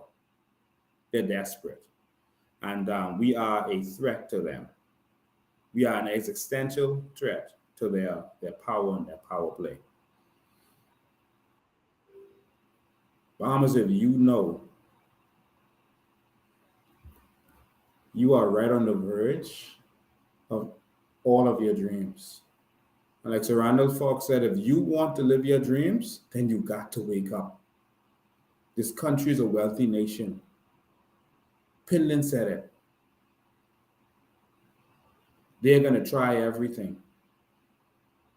They're going to try to spread all kind of lies. And I see all these lies out there, but I can't spend my time answering these lies. I can't. I have to stay focused on the prize. But I can see the Bahamians are not falling for their tricks. But they don't have anything other tricks in their bags, so that's all they can come with. Bahamas, stand with me. Stand with me. This is a God move, and so I believe. I believe. I do have an agenda, and it was the same agenda of Randall Fox. And if only we had listened to him, that is for every Bahamian to benefit from our nation. Let me take a phone call. Wow. They literally have a camera hidden in this room, and the stream literally came on the screen. I took a screenshot of it. I'm going to show you it in a minute. Good afternoon, you're live. Good afternoon, Mr. Bain. How are you, sir? I am awesome, man. How you doing? I'm doing well, Derek Benjamin DeMerit Jr. I want you to be encouraged, sir. God is with you. Thank you, man. And it don't matter what they have to do or what they are thinking about, what they are trying to plot. At the end of the day, no weapon formed against you will prosper. You see, because you are in the God class. And at the end of the day, you are doing exactly what God desires to be done inside the earth realm. You see? Yeah. But with respect to the two books that you were reading out of, where can we find those books? I don't know where these books are published. They should be in our bookstores. Check logos and check all of our bookstores. One is called Labor Unite, and Labor Unite or Perish is Randall Fox. And another one is a book he wrote, which is called The Faith That Moves Mountains. And so this book that I read is actually is a companion to The Faith That Moves Mountains. So it's some of his writings, etc. Very good. Well, We And it gives you a really good view of history, and it puts stuff in perspective to what they were fighting for and what really happened behind the scenes that you won't see on the news, that they really don't talk about. It really lets you see what was really going on, man. It makes it easier for us to pick up the mantle because we are not aware of what actually takes place. You see, Yes. because again, you already know that they hide certain things because they don't want to be transparent about nothing anyhow. So a lot of the things they are holding from us, you see. And so once we're able to read this information, store this information, and we'll be able to regurgitate the information and echo. That's what I believe in. I want to echo his words so that it can be heard inside the atmosphere and we'll be able to walk and push through in true authority, you see? Yes. Yeah. I agree. appreciate you, though. You're doing an excellent job. You, Maria Jackson and Charlotte Green and the rest of everyone is doing a wonderful job. Be encouraged. God is with you. Thank you, man. I appreciate Thank it. you. All right. Have a nice day. We're going to be here. Thank you, man. Yes, sir. So 804-4264 if you want to call in. We'll be off before the Super Bowl starts. 804-4264 if you want to call in. Yep, there's a camera in this room that I'm going to have to find, and somehow the camera is connected through the internet, and the stream actually came on onto the software now, and we were able to see it. I'm going to show you in a second. I mean, they are, this is royal. Good afternoon. You're live. Good night, Mr. Bain. Good evening. Good Mr. evening. Bain, at that march on Wednesday, I think I saw a miracle. The police had instructions to let you and Maria Jackson go in Parliament upstairs. They kept you all from going in. Yes. And the crowd chanted for about 5 to 10 minutes. Let them in. And for some strange reason, Jehovah God must have touched the Speaker of the House ears, because she sent a police down, telling them, let you in. And when the FNM and PLP saw you and Maria come upstairs, I think that's the first miracle they ever saw. Thank you and good night. Wow. Thank you, man. Thank you. 804-4264 is the number. 804-4264. And I'm supposed to put it on the screen, right? Literally trying to put this thing on the screen. Wow.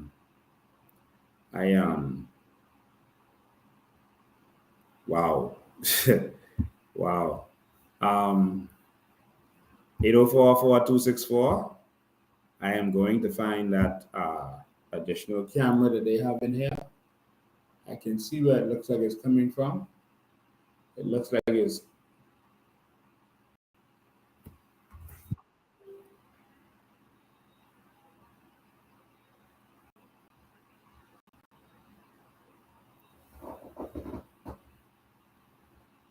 the camera looks like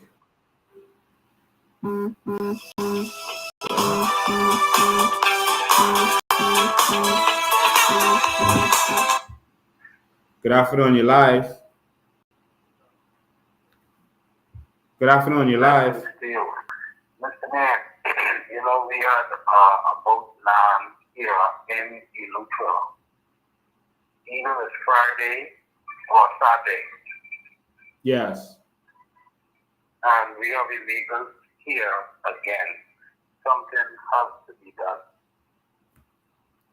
Yeah. Well, you got to stand with me. You got to stand with me.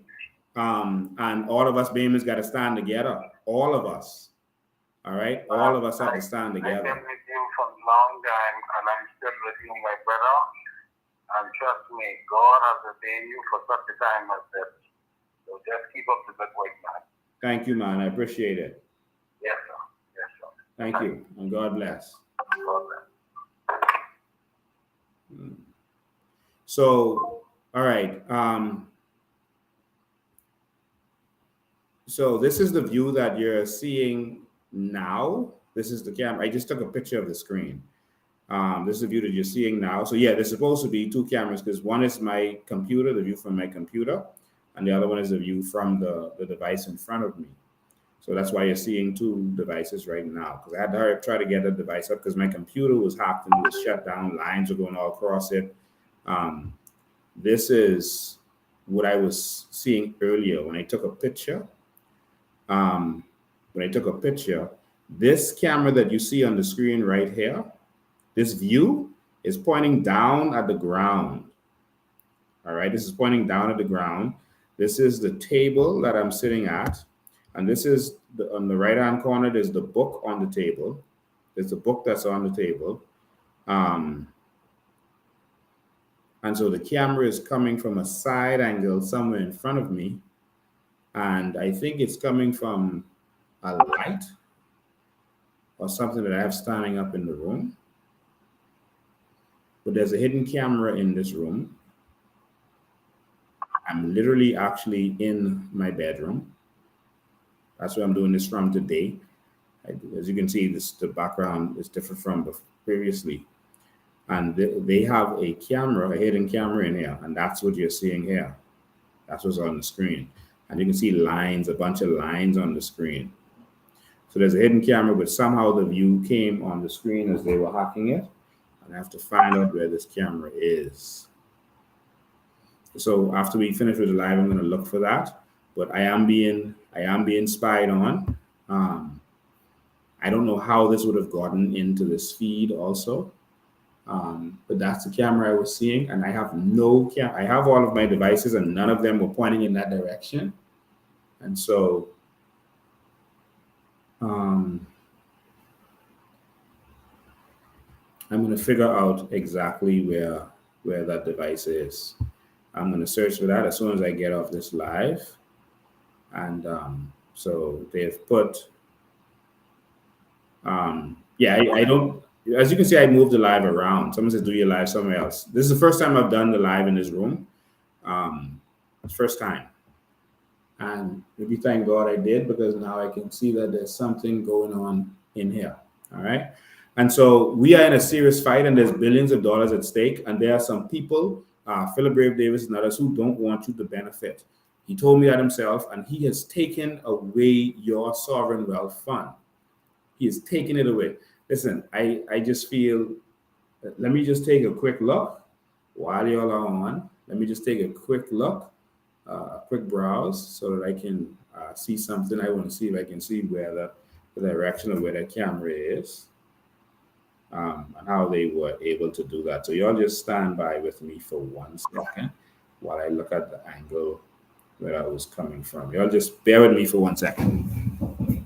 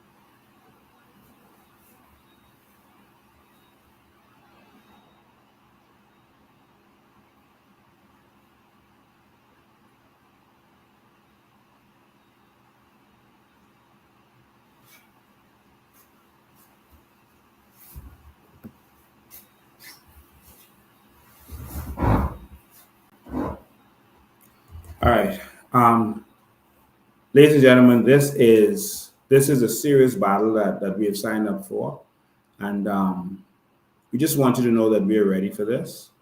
We're ready for this. We're ready, and we're going to fight until the last drop. And so, again, to the police officers who feel that the country is going to be embarrassed on Wednesday. Sometimes you need a little embarrassment to bring change, you know. Sometimes even us as people, we don't change until we get embarrassed. And so I don't think we're going to be embarrassed. I think we're going to show democracy in its full effect. We're going to see democracy in full effect. And that's all we're going to see. There's going to be all kind of plots against us. So you all just prepare for it. The government is going to try every little trick in the book. So I'm glad that Pinewood is going to benefit because people hurting in Pinewood. So I'm glad because of a Pinewood man, they can offer jobs. And that's when you stand up, When you stand up, they have to do something because they want to keep power. They want to keep power. And Randall Fox talked about it in this group. Every time they stood up, the government would have to change this or change that. And he talked about the little changes that they fought for, and they would go out and protest. And some people would think, oh, protest ain't making no sense. But you see the little changes. They'll have to do something. And that's how we got everything done. So just come and sign up with me. Wednesday, 9 o'clock in the morning. Like I said, if you can't get a good ride, and we're already we're going to send out correspondence to the international media and stuff to let them know that we are going to be there and what we're going to be doing and why. Because the Bahamian people want. Listen, I can see. You can see. I'm a little lost for words because while I'm talking to you, I'm really looking around me. I'm still trying to locate the camera. Good afternoon. You're live. Yes, good afternoon, Mr. President. How you doing? President, I'm good, My name is Darren Stubbs. Darren Lewis Stubbs. And I'm sure that you might have known by now that my father is in that book, The Faith That Moved the Mountain. Yes, and, your father was the one who actually got the check. Yes, my father was the one who got the check, and my father was the one who tore the check. Yes. And he approached Randall Fox with the torn check, and Randall basically asked him, why did you do it? And my dad said that he was tempted, and he didn't want Randall to be tempted. And Randall asked him the question, who should we go with, John? What are you thinking about? My dad was the one who said, let's give the Pivot Nose a chance. Let's give them our vote from the Workers' Party. Because there was a tie between the PLP and the UVP. Now, on top of that, I tell the story of my dad before my dad passed away, before the last election. My dad told me that he saw a lion trotting down Bay Street. And as the lion trotted down Bay Street, the lion was looking left and right because there were persons out front of the stores hunting those lions. And he said he had this dream for 3 weeks. Every time he laid his head down, he had the same dream. It's this big old lion. And he said, in the third dream, and the third time that he had the dream, he realized that the store owners were pulling the persons that were handing out the flyers and pulled them in, that the store owners were foreigners also, even the ones who were handing out the flyers. He said the lion looked at them with resentment. The lion got into Rawson Square, right on Bay Street, and the lion turned around. The lion looked at Malabama Bus and gnawed his head and closed his eyes with a flight. And then the lion looked at Queen Victoria's statue and roared towards Parliament door. When the lion got to Parliament's door, the officer saw the lion coming. My dad said, the officer saw the lion and the officer opened the door swiftly. So the lion brushed up against the officer, letting the officer know that, hey, I didn't come here for you. I said the lion trotted upstairs and learned to banging on the tables like a party going on. So when the lion pushed open the door, they all look at the lion. It's silence. And the lion roared. And the lion spoke as a man, protect the Bahamas and the Bahamian people, otherwise kill out the house. My dad said they were taking their time and looking at the lion with the demon again. And the lion roared, and before they could do anything, the lion was on the table. He knocked the cell phones and laptops out of their hands and notepads out of their hands. And they ran underneath the table. The lion did the same thing on the next side of the aisle. And then run towards the speaker's desk, jump on the speaker's desk, and roar again. Protect the Bahamas and the Bahamian people, otherwise get out of the house. And they were getting their stuff together. And as they were getting their things together, the lion jumped up the speaker's desk and stood up as a man. The lion stood up as a full-grown man. My daddy said to me, he said, son, I'm a PLP. I've been a PLP for many, many years. He said, my house burned down in 67 while I was on Windsor Park singing before Finland came on. There was a big explosion. The house burned down. He said, from the time my house burned down, the PLP never gave me a copper or helped me to rebuild. There were promises. He said, son, I'm not strong enough to tell my story. He said to me, Pendon and Wallace Whitfield Jr. is rolling over in their grave because of the way that our country is being run today. He said they wouldn't believe how our senior citizens and everybody's being mistreated. My daddy said the members of parliament began to run down the stairs out of parliament. And when they run downstairs, what they saw in Parliament Square were more lines than they could ever imagine. But my dad said, but the line that jumped up the speaker steps and stood up on the man was that boy, Lincoln Bain.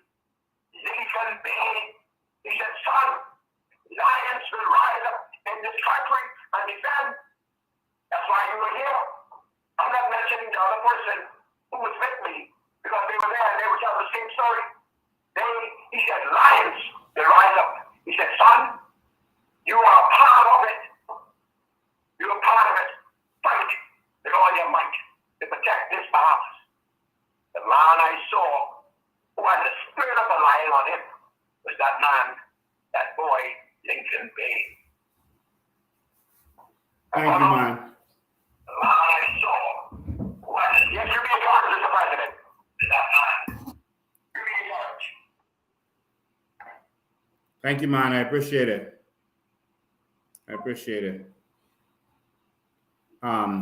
804-4264. 804-4264.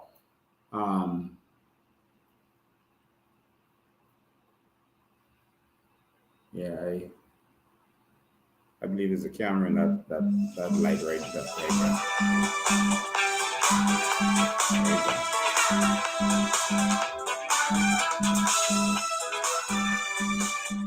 Take that out. No, the whole thing. Sorry, I missed your call. I think I found where the device is.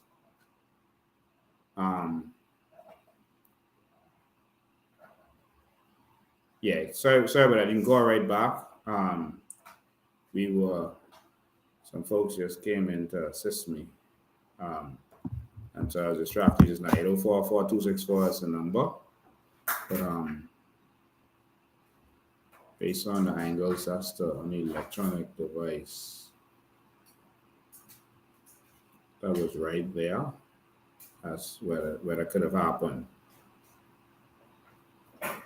Again, thank you for that story. Thank you for that amazing story. I appreciate it. We appreciate it. We know we're in the middle of a war, so we need all hands on deck. All right, we're gonna go to the phone lines. Good afternoon, you're live.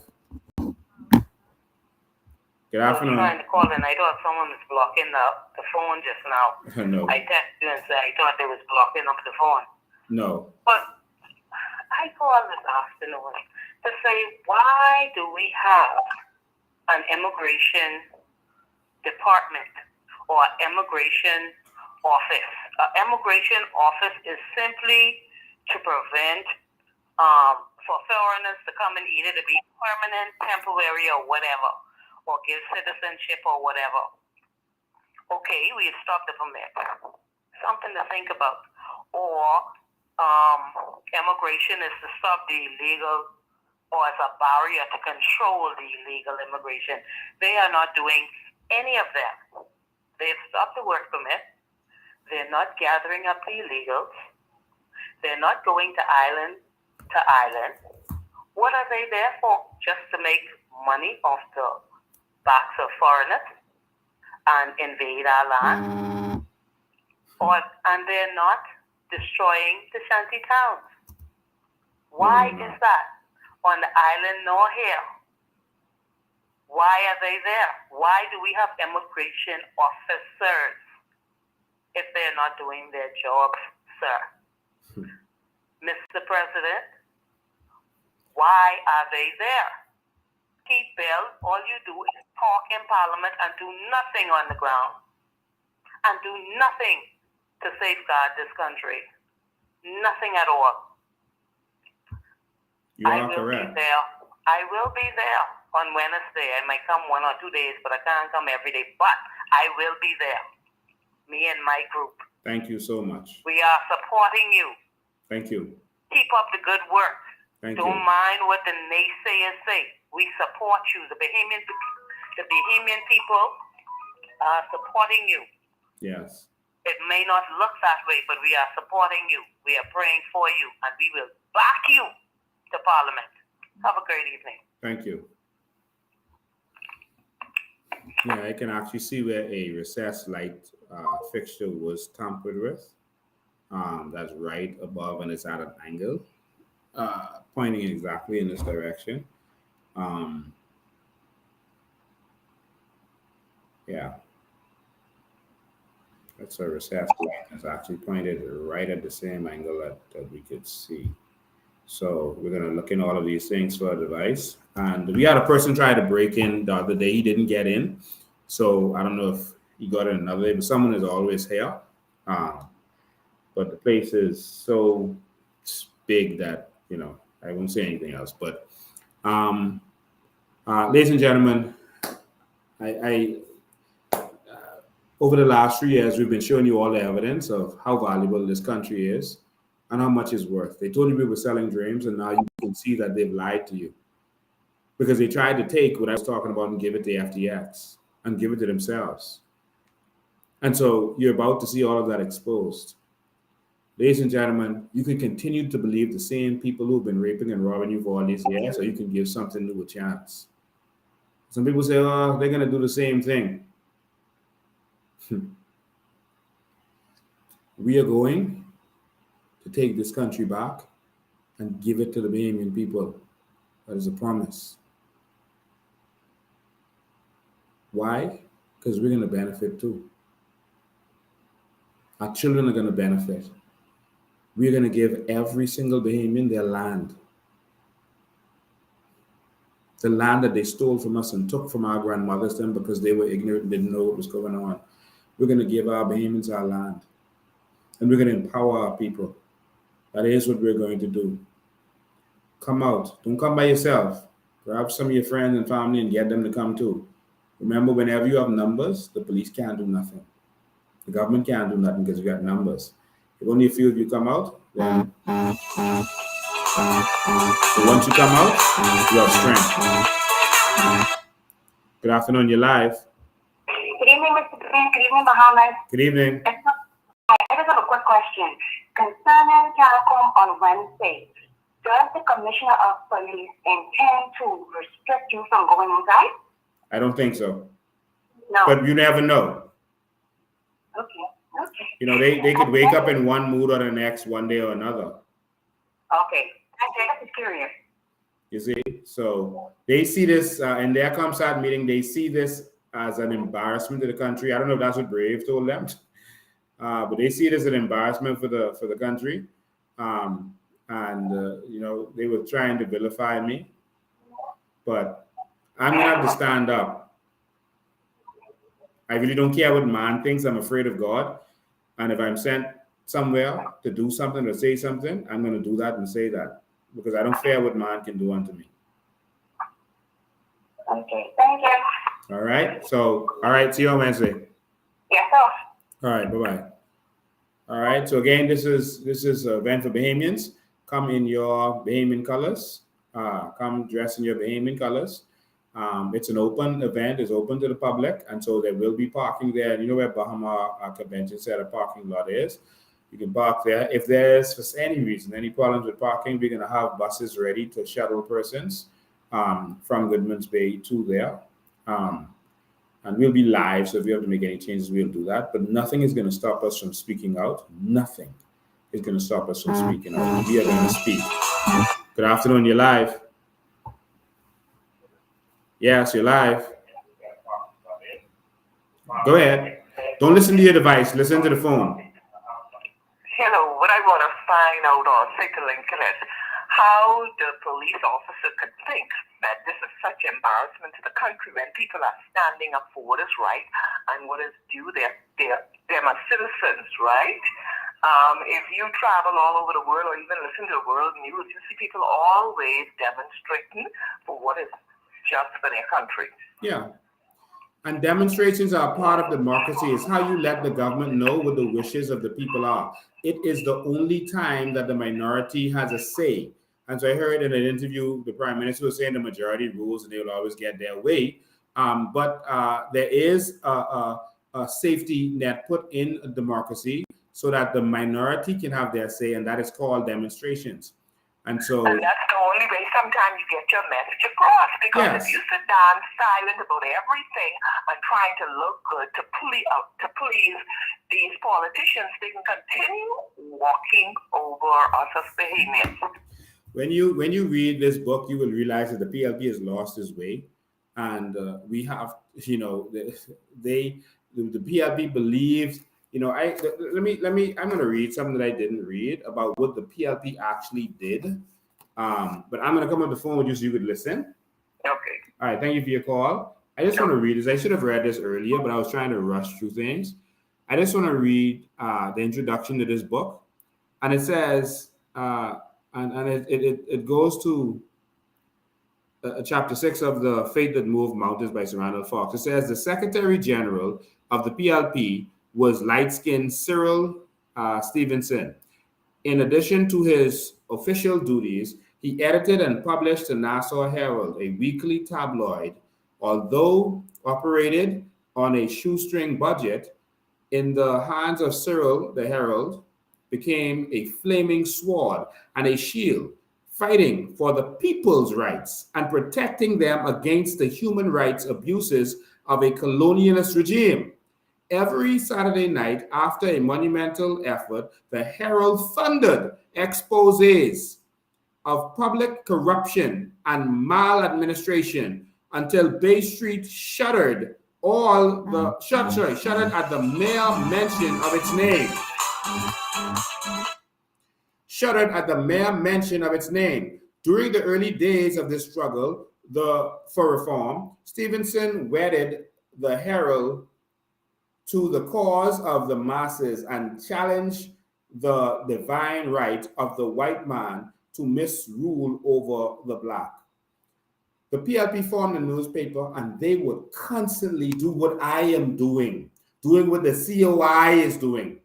They did a newspaper, and it was on a shoestring budget, and they had no money, but they would put that out every Saturday or Sunday.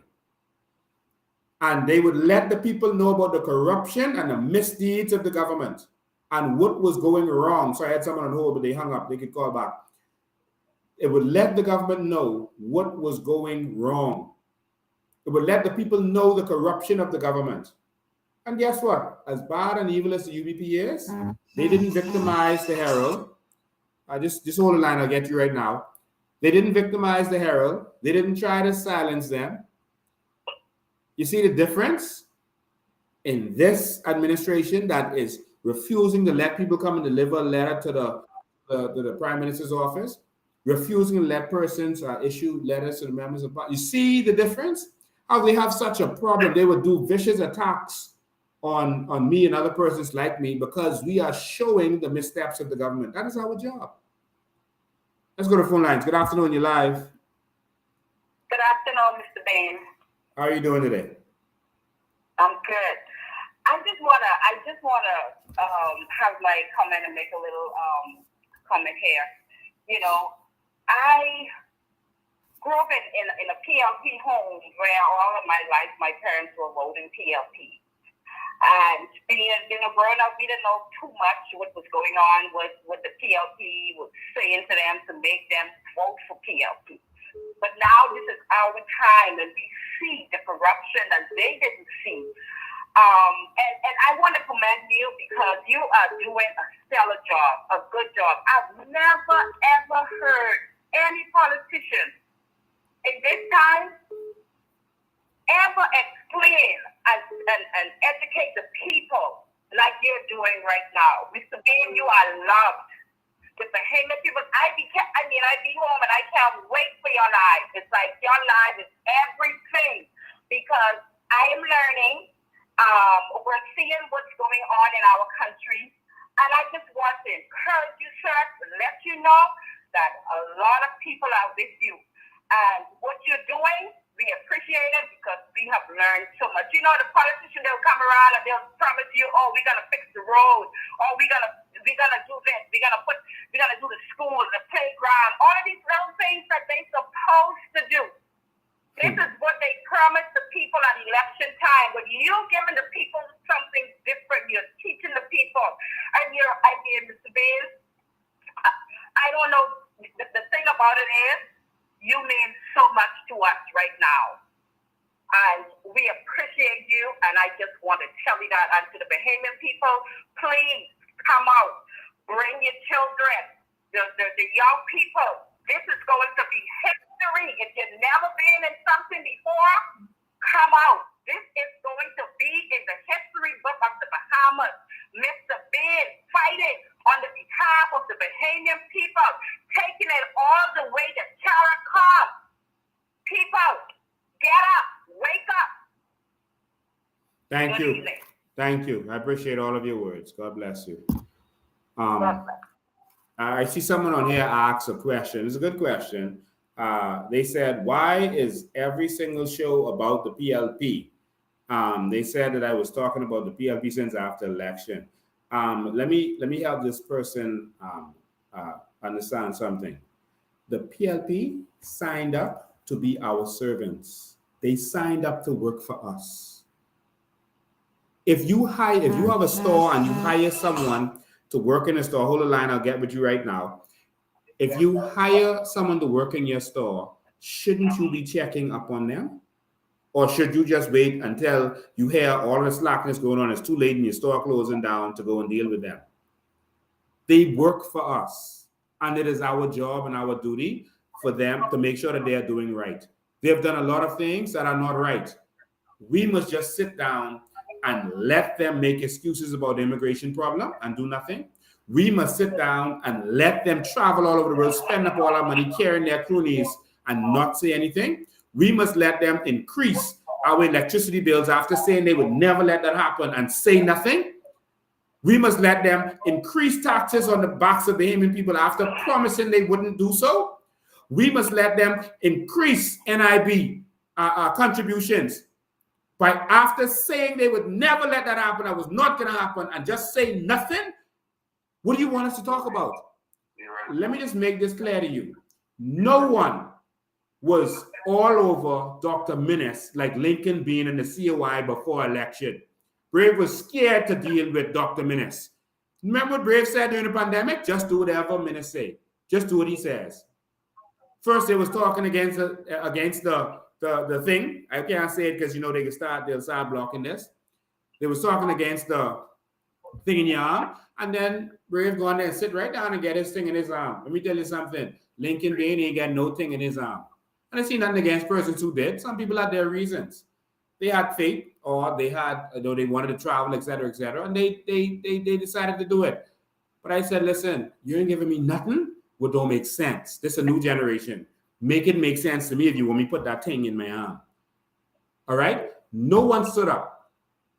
We got locked up from Dr. Minnis. We fought for people who was locked up from Dr. Minnis. We was all over Dr. Minnis, exposing every single week.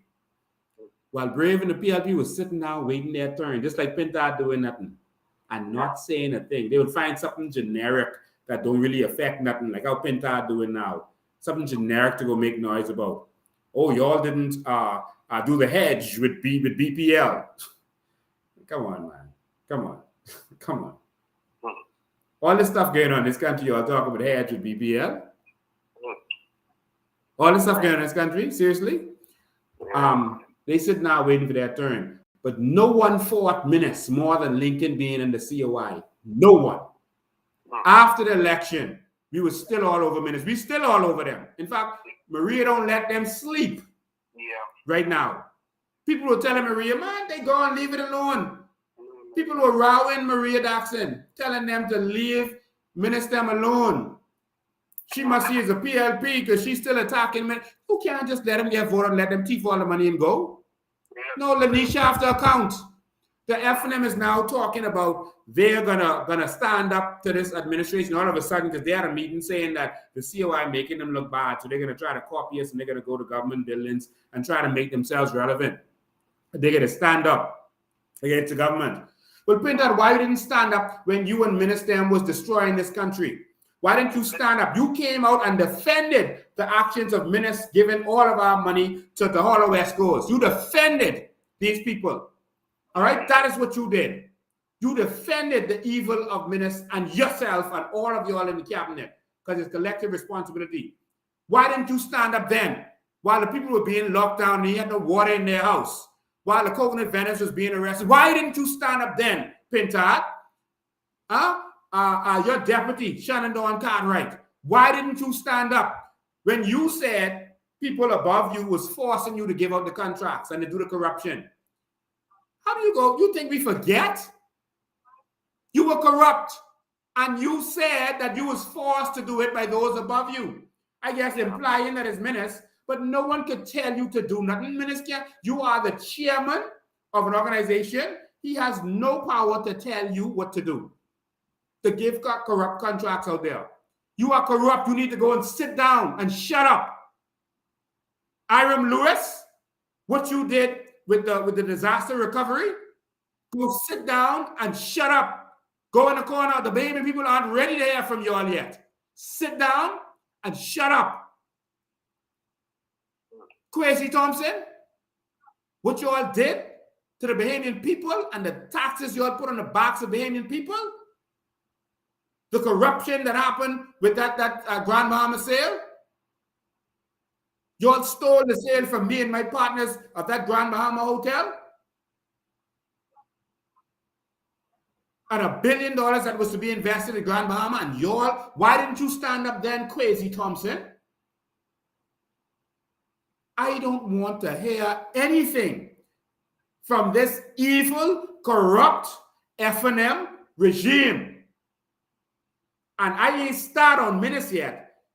They have a deep, dark place in hell for Hubert Alexander Minister. He better thank God this is the Bahamas and not some other country that thinks differently from us, because he would have been gone. He would not have survived what he did to the Bahamian people. You all go sit down and shut up, because I will distract my attention from Philip Brave Davis for a minute, and me and Marie will be all over you all, because we got all kind of files. You all sit down and shut up until we call for you all, and we ain't calling for you all no time soon. Caller, you're live. Yeah, good afternoon, Mr. Damon. Like I just wanted to call and let you know we really stand behind you, and we needed somebody like Mr. Bain to stand up. In the beginning, I was a skeptic, you know what I mean? And I was saying, Mr. Bain, you're doing stuff like everybody else, but buddy, I could wholeheartedly say I stand behind Mr. Bain. I know you have our best interest at heart, and I encourage the young people to come out and stand behind you, because all of us who are standing behind Mr. Bain, we only standing for each other. This solidarity, and this is for Commonwealth. We fighting for the officers, we fighting for the nurses, we fighting for the people who in their houses who can't come out to fight. You understand what I'm saying? So I don't want y'all to take a stance and say, oh, we trying to, I don't know what y'all probably might be thinking, or probably just want to stay with y'all party with PLP and FNM and deal along with the corruption. It's time to wake up, Bahamas. And if we don't wake up and go along with Mr. Bain, trust me, that's the only one who's fighting for us right now. We can lose our country. Our children will be turned over. We're already basically slaves. You understand? They've been taking our property. They've been taking our benefits for years. And we have not been benefited from it. Now we have Mr. Bain standing up and confronting them. They're the Goliath. Mr. Bain standing up as our David, you know what I mean? And we have to stand up behind him and be the slingshot, that takes down the giant. Because he can't do it alone. And we need numbers. We need everyone to come out. We need everyone to support. And if you love this country, if you call this country home, you will come out and support. Because it ain't only about us. It's about everybody who benefits from the Bahamas. Yes, it is. Thank you so much, man. We appreciate it. We appreciate your call. See you on Wednesday. To everyone in the Bahamas, you all just wake up and listen to Mr. Bain, but come on. It's pretty simple. Thank you. Yes, sir. Have a good night. All right, good night. You know what, Maria? I know you're watching this. Maria, I think we should, whenever Pinta them say they're going somewhere to some government ministry talking nonsense, but they're going to protest, we need to show up to remind them that we want nothing to do with them. The Bahamian people don't want nothing to do with them, and that they still need the answer and tell us where the VAT money gone. Because notice, Brave them ain't telling us either. These people is one. They still need to tell us what happened to the disaster fund money. They need to tell us why they were doing the corruption they're doing. We need to find out what's going on with Alicia Rule and why the police haven't dealt with that finally yet. We need to find out what's going on with Shannon Dawn Cartwright situation. We need to find out what's going on with what's my name? Frankie Campbell.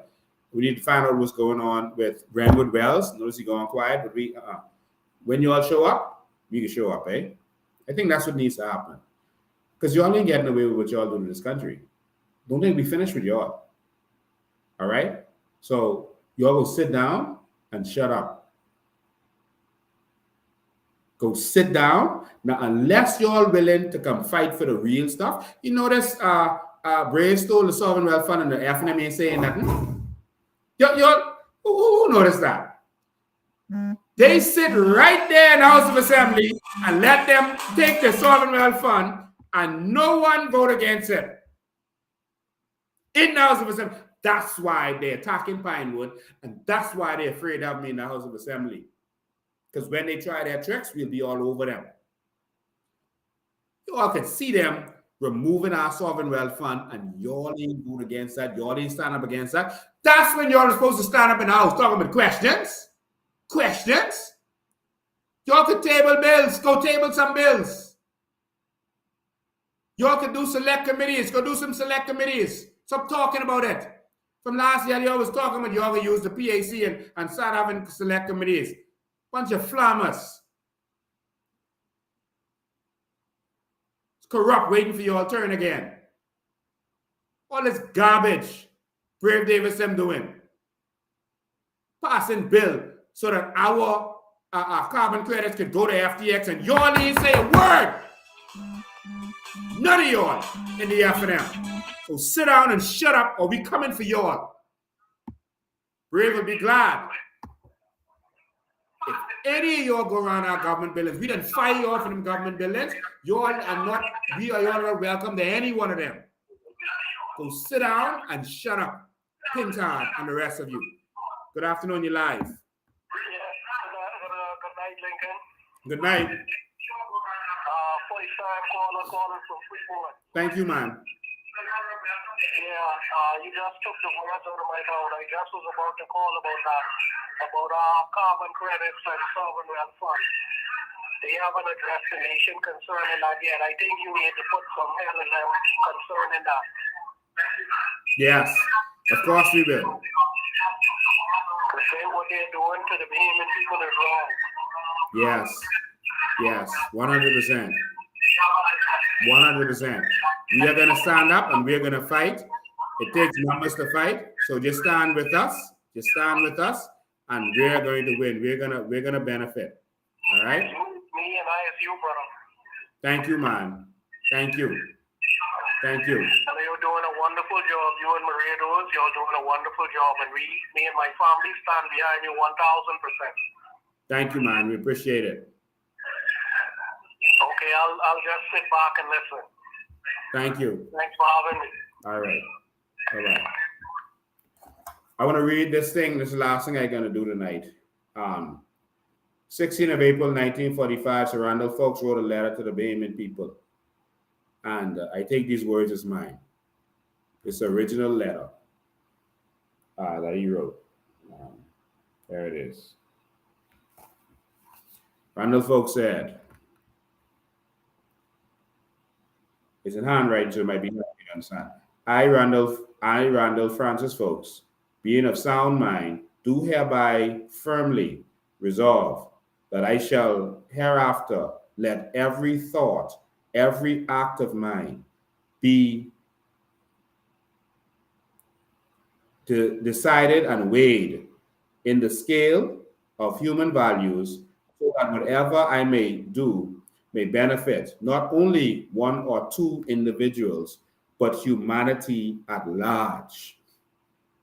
And I do hereby dedicate my life to the service of the oppressed.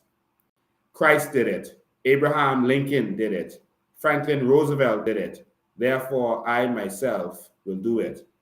God give me the strength, strong enough, and life long enough to see it through. Randall Fox. April 16th, 1945. He signed it.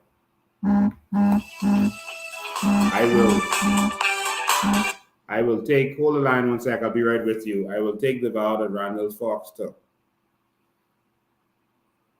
On this day, the 12th of February, 2023, I say that I, Lincoln Michael Bain, organic Bahamian, being of sound mind, do hereby firmly resolve that I shall hereafter let every thought, every act of mine be decided and weighed in the scale of human values, so that whatever I may do may benefit not only one or two individuals, but humanity at large, the Bahamian people at large.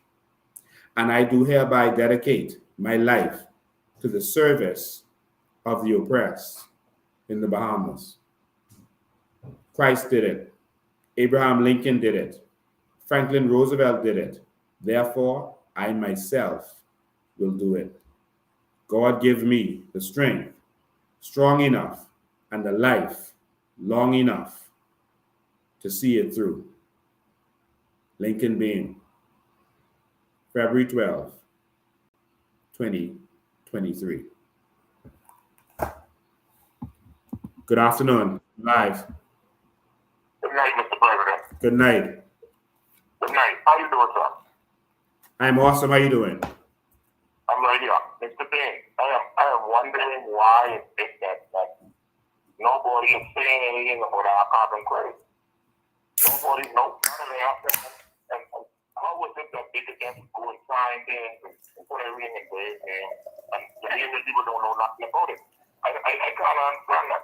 I can't understand that. What's going on with that? Brave thought he had the country on lock. He bought out the entire media, gave ambassadorships to some owners of the media, gave jobs to prominent media members so that no one would be there to stand against him, got rid of talk show hosts, got them out of place, got members of other third parties to sell their souls. And so he thought he had this country on lock. He removed any challenge that he could have. He gave Loretta Butler Turner a job to make sure that the F&M didn't even have a chance to bring her back if they wanted to. He made sure that Michael Pintat has no say and no strength. And as you can see, Michael is in charge challenging anything that they're really doing that affects the Bahamian people. So he thought he had this country on lock. He had the unions in his back pocket. He made them practically endorse him.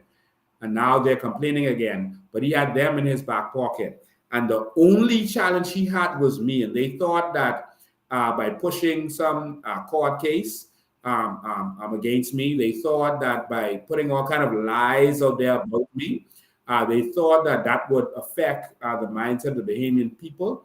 And they thought that they could have bought me out by now. Brave has sent a few of the people who are close to me in order to get me to meet with him. And I refused at every single turn. They came with these ideas of offers, even having me to deal with natural resources. I'm not a fool. That's to sell me out and discredit me. All right. And then they can steal our natural resources. There's offers of all manner of things, including money. I am not interested. I will not sell out. We are too close to the new Bahamas. And they have nothing that I want. God has tested me over the years, and every major battle that I have fought for Bahamians, I was bribed. I was made offers to step down or to walk away, and every time I refuse their offers, and we want every major battle to be fought, every single one, because we did not relent, we did not sell out, we did not stand down. I am not going to relent or stand down now. All right? I am not. I will eat dirt and live on the streets before I stand down and let them rob and rape our country. The new Bahamas is right here. And by the time as we blink, it's going to be time to walk into the new Bahamas. I am not standing down. But this is why Brave them are doing what they're doing, because they thought by now they would have already been able to crush me, kill me, lie on me, set me up, or do whatever it is they want to do. But God is in control. And where he sends me, I go. And what he tells me to say, I will say. And who don't like it, go deal with him. I have a group of white county Joes, right? They very much asking me a lot of questions too. They want to know why is it nobody is questioning women about our $8 billion what? Right? And why is it nobody know about the sovereign wealth fund that Brave stole away? Right? And there's the question they put in the main. I can't answer them, but I mean probably you could answer it for them, but they want to hear you start against Lennox and this war. That's number one. And we're able to solve it and fun. But that's what the people are very, very interested in now. Well, we are standing up, and like I said, we're going to CARICOM. Tell them jump on the plane and come to CARICOM if they serious. Tell them don't stand in the background and tell Lincoln go stand up, go take the bullets. Tell them come. Tell them it's time for us to stand up. Tell them don't be scared. Yeah, they might lose one contract. Yeah, they might lose one, permit or one building permit or something like that. Yeah, but I've lost a lot of that. I've lost millions of dollars fighting this fight. I could have been in a situation, that could have gone for generations. I choose this fight. I chose this fight, and I'm going to stand up for this. This is not an easy road. It is not easy when you have a government fighting against you. Anything you want to do, they're going to put spokes in your wheel, Bahamians like to say. And so tell them, come. If that's what they want to stand up for, whatever you want to stand up for, tell them come to CARICOM. Because we're going to tell CARICOM other Caribbean nations have sovereign wealth funds. St. Kitts just got a sovereign wealth fund. Come on, man, little St. Kitts. What natural resources they got? Well, they are using because they actually are giving people citizenship, investment citizenship. And so the money from the investment citizenship is not going to the consolidated fund. It's going to the sovereign wealth fund. So people are signed up to be citizens of St. Kitts so that they can avoid taxes in their country and all this kind of stuff. Instead of it going to government, St. Kitts say, no, that's going to the sovereign wealth fund to benefit our people. Turks and Caicos got a sovereign wealth fund, man. All these Caribbean countries doing it. Trinidad, Guyana got a sovereign wealth fund. They didn't reach $1 billion. Just like that. And Brave taking what's ours. I want to know if St. God knows anything about this problem that's fun, because he definitely ain't saying nothing about it. I want to hear what he has to say about it. I don't want to hear nothing from Pintard.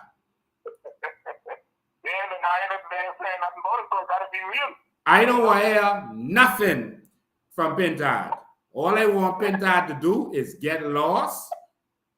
That's it, and that's all. Boy, the camera starting to hack up again. Something happened just now. You're doing a 100% good job, and all I got to say, me and my whole family and my whole entire family is 100% behind you. Thank you. Be sure about what we feel about you. Okay? And I always say to them, I gave them boys 50 years of my life. After them on TLP. Okay? Thank you, man. I looking for something different. I looking for change, and that's what I feel like. Okay? Thank you, man. If you let it start, then that's so be it. But I join at that. Yeah, man. I don't think you're gonna let it start. All right. So you brother. Thank you, man. God bless. Good afternoon, you're live. Good afternoon, you're live. Hey, how you doing? I'm good. Very good. Let me just cut this off right quick. Yep. Let me say this now.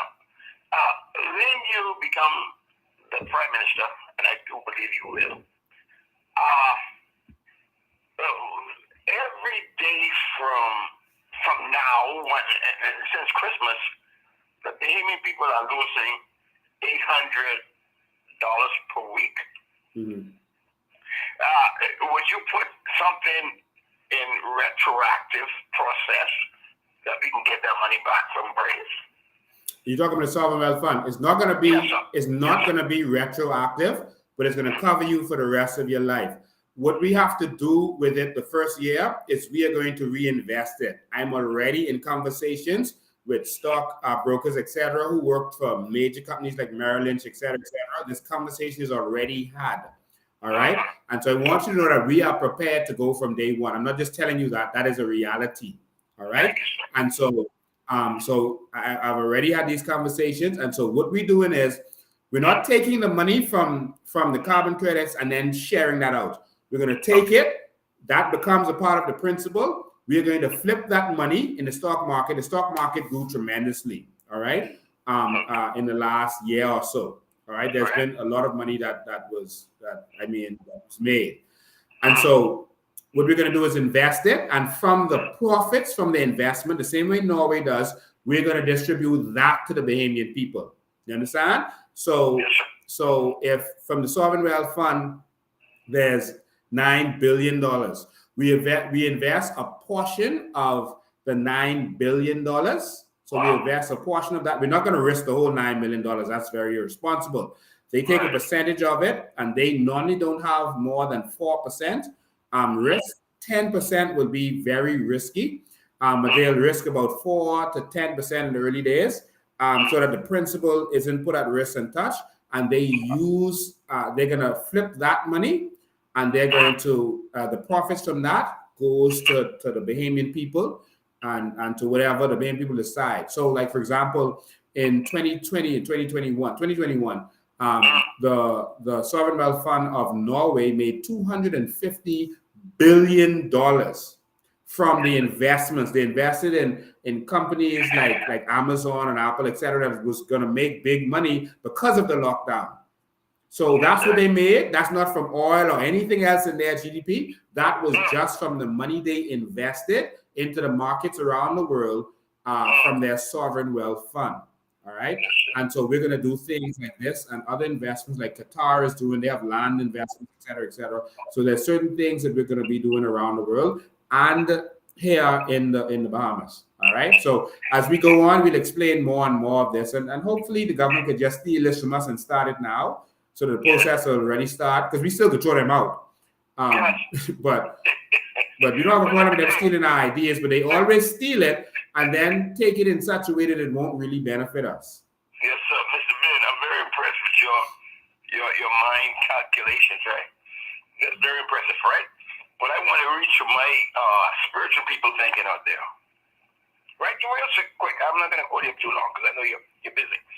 But let me tell you something. When I was a couple of years ago, about 10 years ago, somebody asked me about NIP or all those, how you gonna live? I said, man, I missed a lot of opportunities. I was investing in what I was doing, and I missed a lot of opportunities. But I said to the person, God will take care of me. And they say, God, eh? But look here, sir, you are put here for this reason, you know. You're put here for this reason. Now, when is this? Where is this meeting going to be on Wednesday?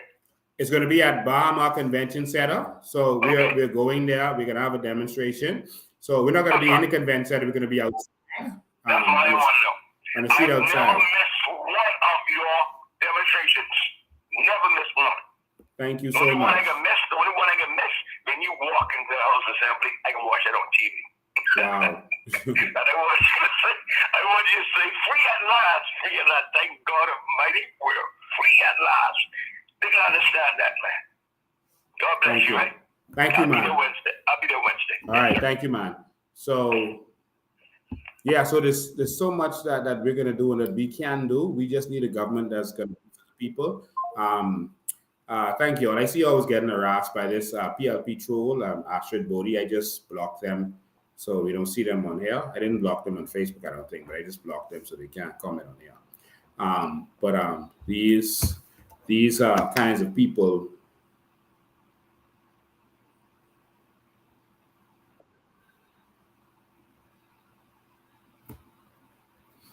All right.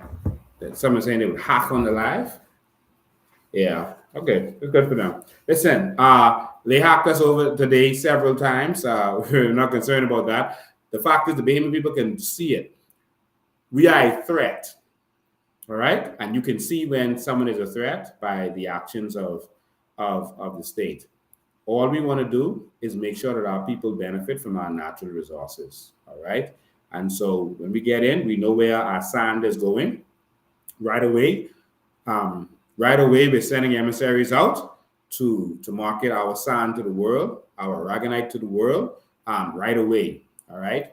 We are going to lock down a section of our bank that is going to become like a store of natural resources, a store of wealth, just like Dubai did with their oil. They use it for collateral to do loans to go into the tourism industry.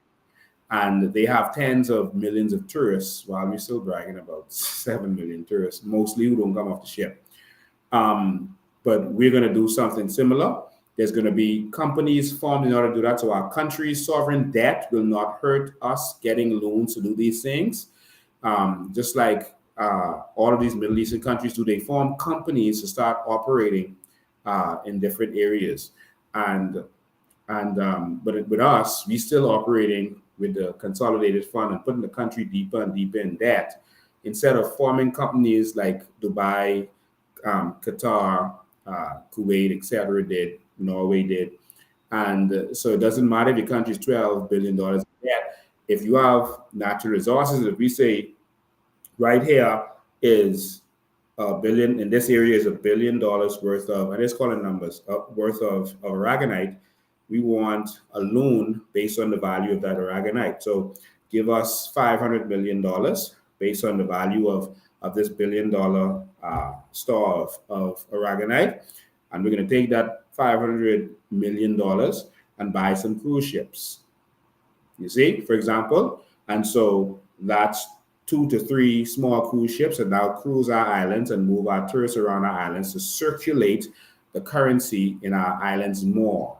Do you understand? Do you see? And that was just small numbers I was calling, for example. It's going to be bigger than that. We just need vision. That's all that's missing.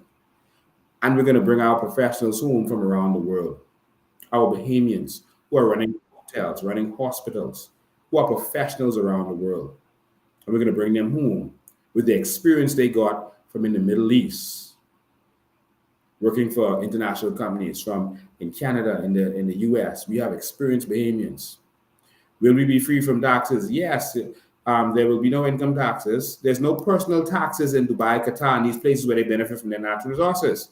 They just started VAT in Dubai, but that's because of an international deal that they signed. they didn't do it to make money or to pay down debt or anything. They did it because they had an unfair advantage over other countries that they were partnering with, and so they just put a 5% VAT in there.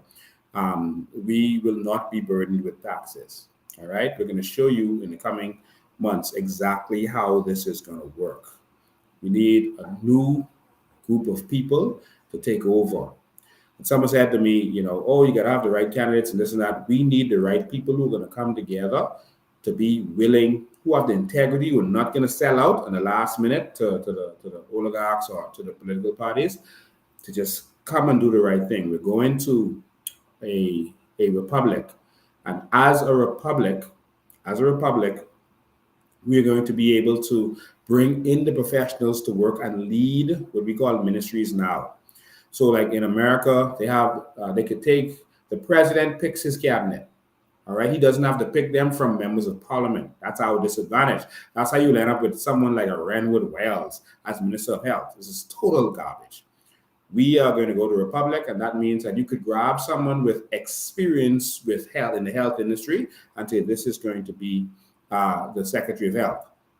Someone with real experience in fighting crime and say, this is going to be the Minister of National Security. someone with real experience in education and say, this is going to be our Secretary of Education. All right. And now you'll have professional people, and the members of parliament can focus on passing bills, which will be their job. You understand? And so the reason qualified people don't go into politics is because they're afraid to get their name sullied, because they lie on you. You see what they're doing to me now. They will put all kind of stuff out there and just keep repeating it over and over and hope that people eventually believe this stuff, because they keep repeating it, or they'll grab it from so much different places. And so a lot of professionals can't take that risk, because how are they going to go back in the professional world after being sullied like that? And so that's how they play politics, to keep the qualified people out. And that's another reason our governments are so dysfunctional and can't operate, because they can't get the professionals in. And so we're going to change this system. All right. So, ladies and gentlemen, we want strong people who are loyal. Our form of parliament is based on loyalty. And so we need strong people. And so we're going to have to take some action. Sometimes we're going to have to cut some people. There's some people we can't work with because they've sold out. And so I asked some people saying, oh, you need to work with this one or work with that one. We can work with anybody, but we're not going to work with anyone who is willing to sell out to these people. All right. And so, ladies and gentlemen, thank you all for tuning in. I only intended to go between half hour and an hour. You all took me for 3 hours today, but you witnessed how they hacked the system. I am going to spend the rest of the evening looking for that camera or that device, where that happened from. That was a serious hack that happened, but they made a mistake and they actually showed themselves.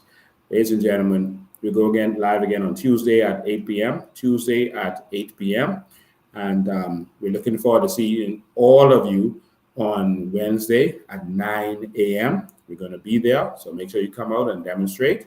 And on Saturday, I'll release the time later. On Saturday morning, we're going to the property that they put those shanty houses on, and we're going to break them down. We've already got the tractors. We have a few tractors that are going to be coming, and so we'll be working hard and fast. And so we're going to blitzkrieg that area. And so we have more than one tractor coming, and we're going to break those shanty houses down. All right. So CARICOM, the people are coming to CARICOM. Thank you all so much. We appreciate all of you. And as we always do, I'm going to leave you with some videos. Oh, Lord. This thing ain't working properly. I don't know what's going on. You know what? I think I better just end the live, because it looks like this computer is still hacked. It is hacking everything. Everything is acting like it's hacked. So I'm just going to end the live. So see y'all on Tuesday at 8 p.m. and see y'all on Wednesday at 9 a.m. God bless all of you.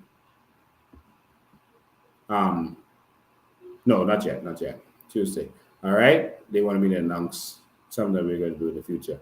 All right. So thank you all so much. And remember that this is for Bahamian people. This is for Bahamians. And change ain't coming. Change is